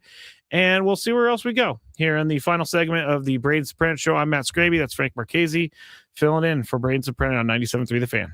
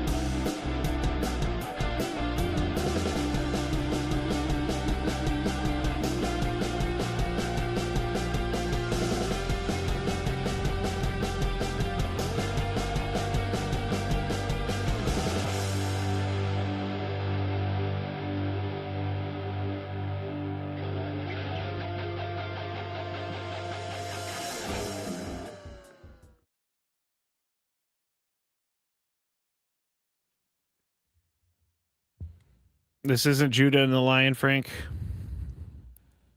Who is it? Tiesto. Oh, I know Tiesto. All right. Bass Gravy. Tiesto. Frank Marchese here, 97.3 The Fan. Last segment of the show. Braden is back tomorrow. Gwen and Chris are coming up after this show. I will be out today for Gwen and Chris, but I will be back with them tomorrow. Now, the Cubs are coming into town, and the Cubs went into LA with a 10-game win streak. They ended up losing over the weekend, so their win streak has been snapped. But one of the things that I really loved seeing over the weekend was how mad Pete Crow Armstrong made Dodgers fans. And it all started in February. And here's what he said to Chicago Magazine. This is the quote. Quote, I love Chicago more and more. It's just an incredible city. The people are great. They give a bleep. They aren't just baseball fans who go to the game like Dodgers fans to take pictures and whatever. They are paying attention. They care. End quote. First off, round of applause for Pete Armstrong. Round of applause for Pete Armstrong. Dodgers fans were very upset about this, but here's my thing about the Dodgers fans being upset. What is he supposed to say? I know he's from the LA area, and so this stung. But what is he supposed to say? Did you know Dodgers fans are so much better than Cubs fans? Did you know that he's the son of the mother from Little Big League? Yeah. Of course. Yeah. Of course. That's the joke. That's why I said it. Because everyone says it. I thought you were trying to tell me. All the time. I love Little Big League. I love that movie. But what is he supposed to say? So why are you so mad? He's on the Cubs. He is a Cubs player. He just signed a massive deal with the Cubs. He's going to be there forever. And that, I guess the deal came after this quote, but he doubled down when he came into town. He doubled down on foul territory. I'm not a big PCA fan for some of the temper tantrums, but I can get behind someone who triples down on something that they say. Hey, Dodger fans. It's only a game. Why you have to be mad? What is that from? It's Ilya Brizgalov, former Ducks goalie. It's true. It's only a game. I think I've heard Bennett Wood say before, baseball's supposed to be fun. Mm-hmm. We're supposed to have fun. You guys, Dodgers fans, you just came off of 2 World Series championships. Like, don't be so triggered. Don't be so triggered. It's all, I mean, it's, they're I can't insecure. Read what KG it all comes out of insecurity. It does all come out of insecurity. He also went on to say, what I wish people could see through is I'm not getting at diehard Dodgers fans. They obviously exist. They're out there. I grew up seeing those people too, but it's a see-me city. It's a Lakers city where people show up to sit courtside and look good, and I view it the same way here. Thank you, Shohei and Freddie and Mookie, because it wasn't always like this. He's saying nothing that I disagree with at all, but they're coming into town. He's speaking the truth. He is speaking the truth. I got to say, have you ever been to Dodger Stadium? No, I value my life. Okay. I have. It is one of the worst experiences in regards to getting in and out of that stadium that I've ever had in my life. It's so hard to get to that stadium. It seems like there's one road. You see, that's why you get a media credential. And then you wait out the traffic by just sitting there twiddling your thumbs in the press box. And then you just straight leave. You do just straight leave. And also getting there, you can get the media credential and you can get there very early. Like when I went up to the Angels game last Saturday or whenever it was, I got there at 3 for a 6 or 2 for a 6:40 game. Obviously no traffic whatsoever. It was great. And after I told Sam, if they win, I'm going to go into the clubhouse and I'm going to get sound for you, Sam, for your post-game show. And then I found out it was fireworks night at Angel Stadium, and I was like, Sam. This takes precedence. I need to be out of here before the fireworks are done, because I've done the fireworks traffic before. It is brutal. Absolutely brutal. Anyway. Sorry to all the people sitting in traffic right now. Let's hit on Nick Castellanos here in the final 10 minutes. Also, Adrian Morejon. I don't know how much time Nick Castellanos has left with this team. I do think he's had some decent moments this year, some solid moments, but I also think he's just not a guy who is comfortable doing the start once every 5 days, pinch hit here and there. I don't think he's that guy. I think that he needs to be a guy who's in the lineup every single day. Obviously, that's not going to happen with this team right now. He has 1 hit in his past 25 at bats, and he's only started the Padres or 2 of the Padres' 8 games. And Ty France is not doing anything to give him a chance to get into the lineup. Ty France, 2 home runs over the weekend. He's 8 for 23 of the season with a double and 3 home runs total while starting 7 of the past 11 games at first base. So here's another question. Is Gavin Sheets an everyday first baseman? I say no. At the first base spot. He is definitely when he's facing righties. But when Gavin Sheets is facing lefties, Ty France should be in there every single time. And if you're looking at what Ty France has done versus lefties and righties over his career, he's basically the same against righties and lefties. Against righties in his career, he's hit 261, 58 home runs, 735 OPS. Lefties in about... I'm doing math now. 1,200, I guess, less at bats. He is hitting 265 with an OPS of 740. Our right-handed pitcher OPS 735. So he doesn't need to be a platoon guy. He's good enough to face either a righty or a lefty. And we're talking about Ty France. He's also very, very good at defense. And Gavin Sheets has been a lot better at defense at first base than I expected for him to be this early in the year. And Gavin Sheets is also a guy I can see improve as the year goes along, just like he was in left field. So I don't have issues with Gavin Sheets playing first base. But there are times when his lack of experience at first base shows itself. It hasn't been too many times this year, but Ty France is just so good defensively. And he's hitting the ball right now, and he's hitting for power. I don't see how you could take him out of the lineup. And now that we're in a different showtime, I almost called you Chris. Now that we're in a different showtime, Frank, sorry. I was like, let's go to the lineup, but the lineup's not going to be out for like another hour or so. He draws the foul. Sorry. Yeah, it was a foul. But Ty France, to me, right now, needs to be in the lineup every single day at first base. And you either DH Andujar or you DH Gavin Sheets. But that's about it for me right now. France has played very, very well, for sure. And I think Miguel Andujar has been the best of the guys off the bench. So I would move him as the everyday DH. I don't think you've played yourself out of this left-handed, right-handed DH deal. Yeah. So I think Andujar should be getting the bulk of the load as a designated hitter.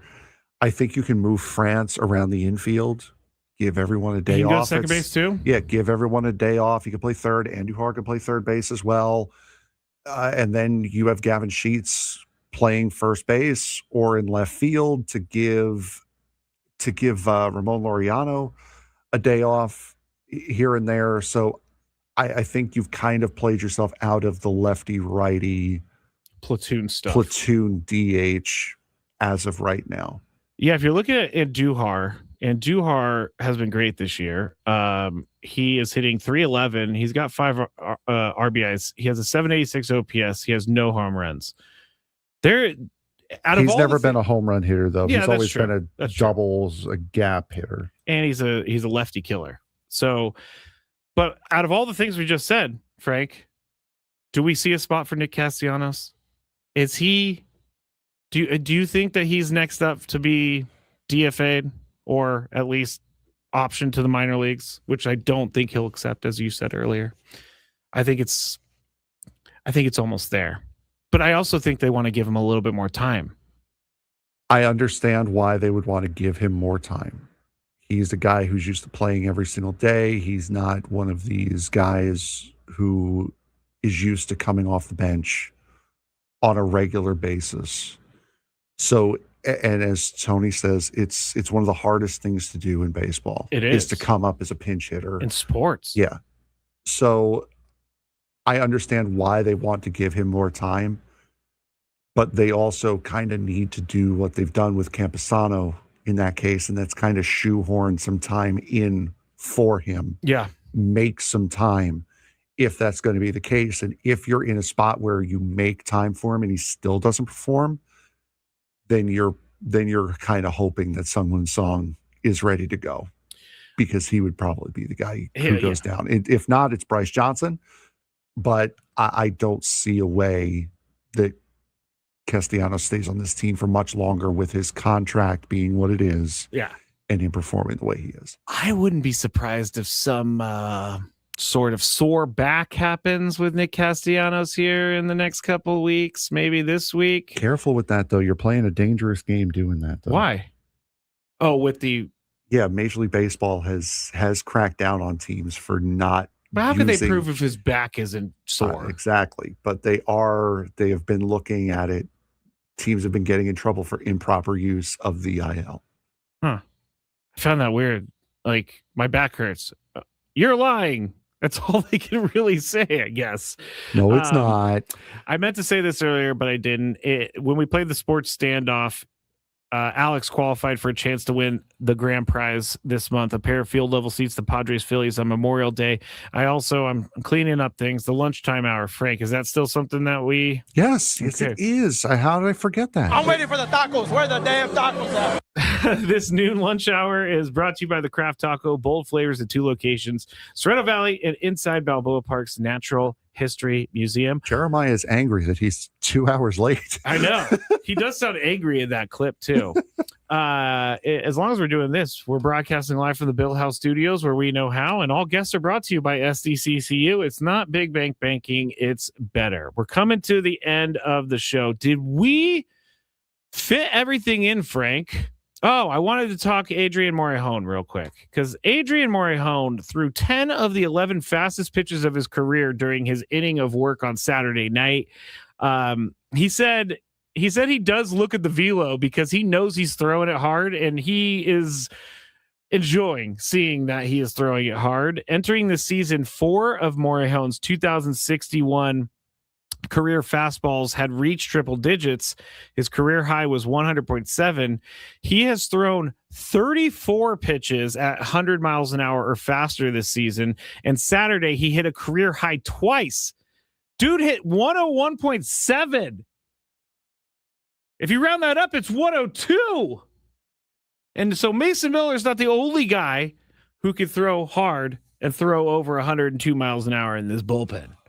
I think Adrian Morejon, unfortunately, in his last year before he goes to free agency, he will be a closer next year. We should enjoy everything we get out of Adrian Morejon this year, because he is too good and he is too young for him not to be a closer in this league somewhere else. I'm sorry. I got to say it. I don't know if you agree with me or not, Frank, but I got to say it. I agree. I also have a feeling that I think he'll stay. I think there's a world where he stays. Interesting, because he's a 7th inning guy here. Maybe that's what he wants. Just because you have closer stuff doesn't mean you have to be a closer. That is true, but don't you want that? And he also had money, homie. He also had a couple of iffy outings later in games this year too. So those seem to be behind him. I've forgotten all about that. I understand that, but that's something you can use to say, hey, listen, you kind of pitched late in the game. Didn't go too well for you, bud. That is true. 7th inning looks pretty good for you right now. I'm just saying. Augie says Morejon could get paid here and he could be on a winner. Can Adam Paul said he's not a closer. I go back and forth on that. He has the stuff to be a closer. He does. He's a lefty. Does he have the mentality to be a closer, though? That's the thing. That's the question. I don't know. That is a good question. All right, that was an extremely quick 4 hours. Thank you so much, Frank, for guiding me through it. Thanks to everybody for listening. Braden is going to be back tomorrow. We're going to be talking on the Gwynn and Chris show, at least, about the Cubs and the Padres, and Braden and Frank back at it 10 a.m. tomorrow. Gwynn and Chris up next on 97.3 The Fan. Have a great day, everybody.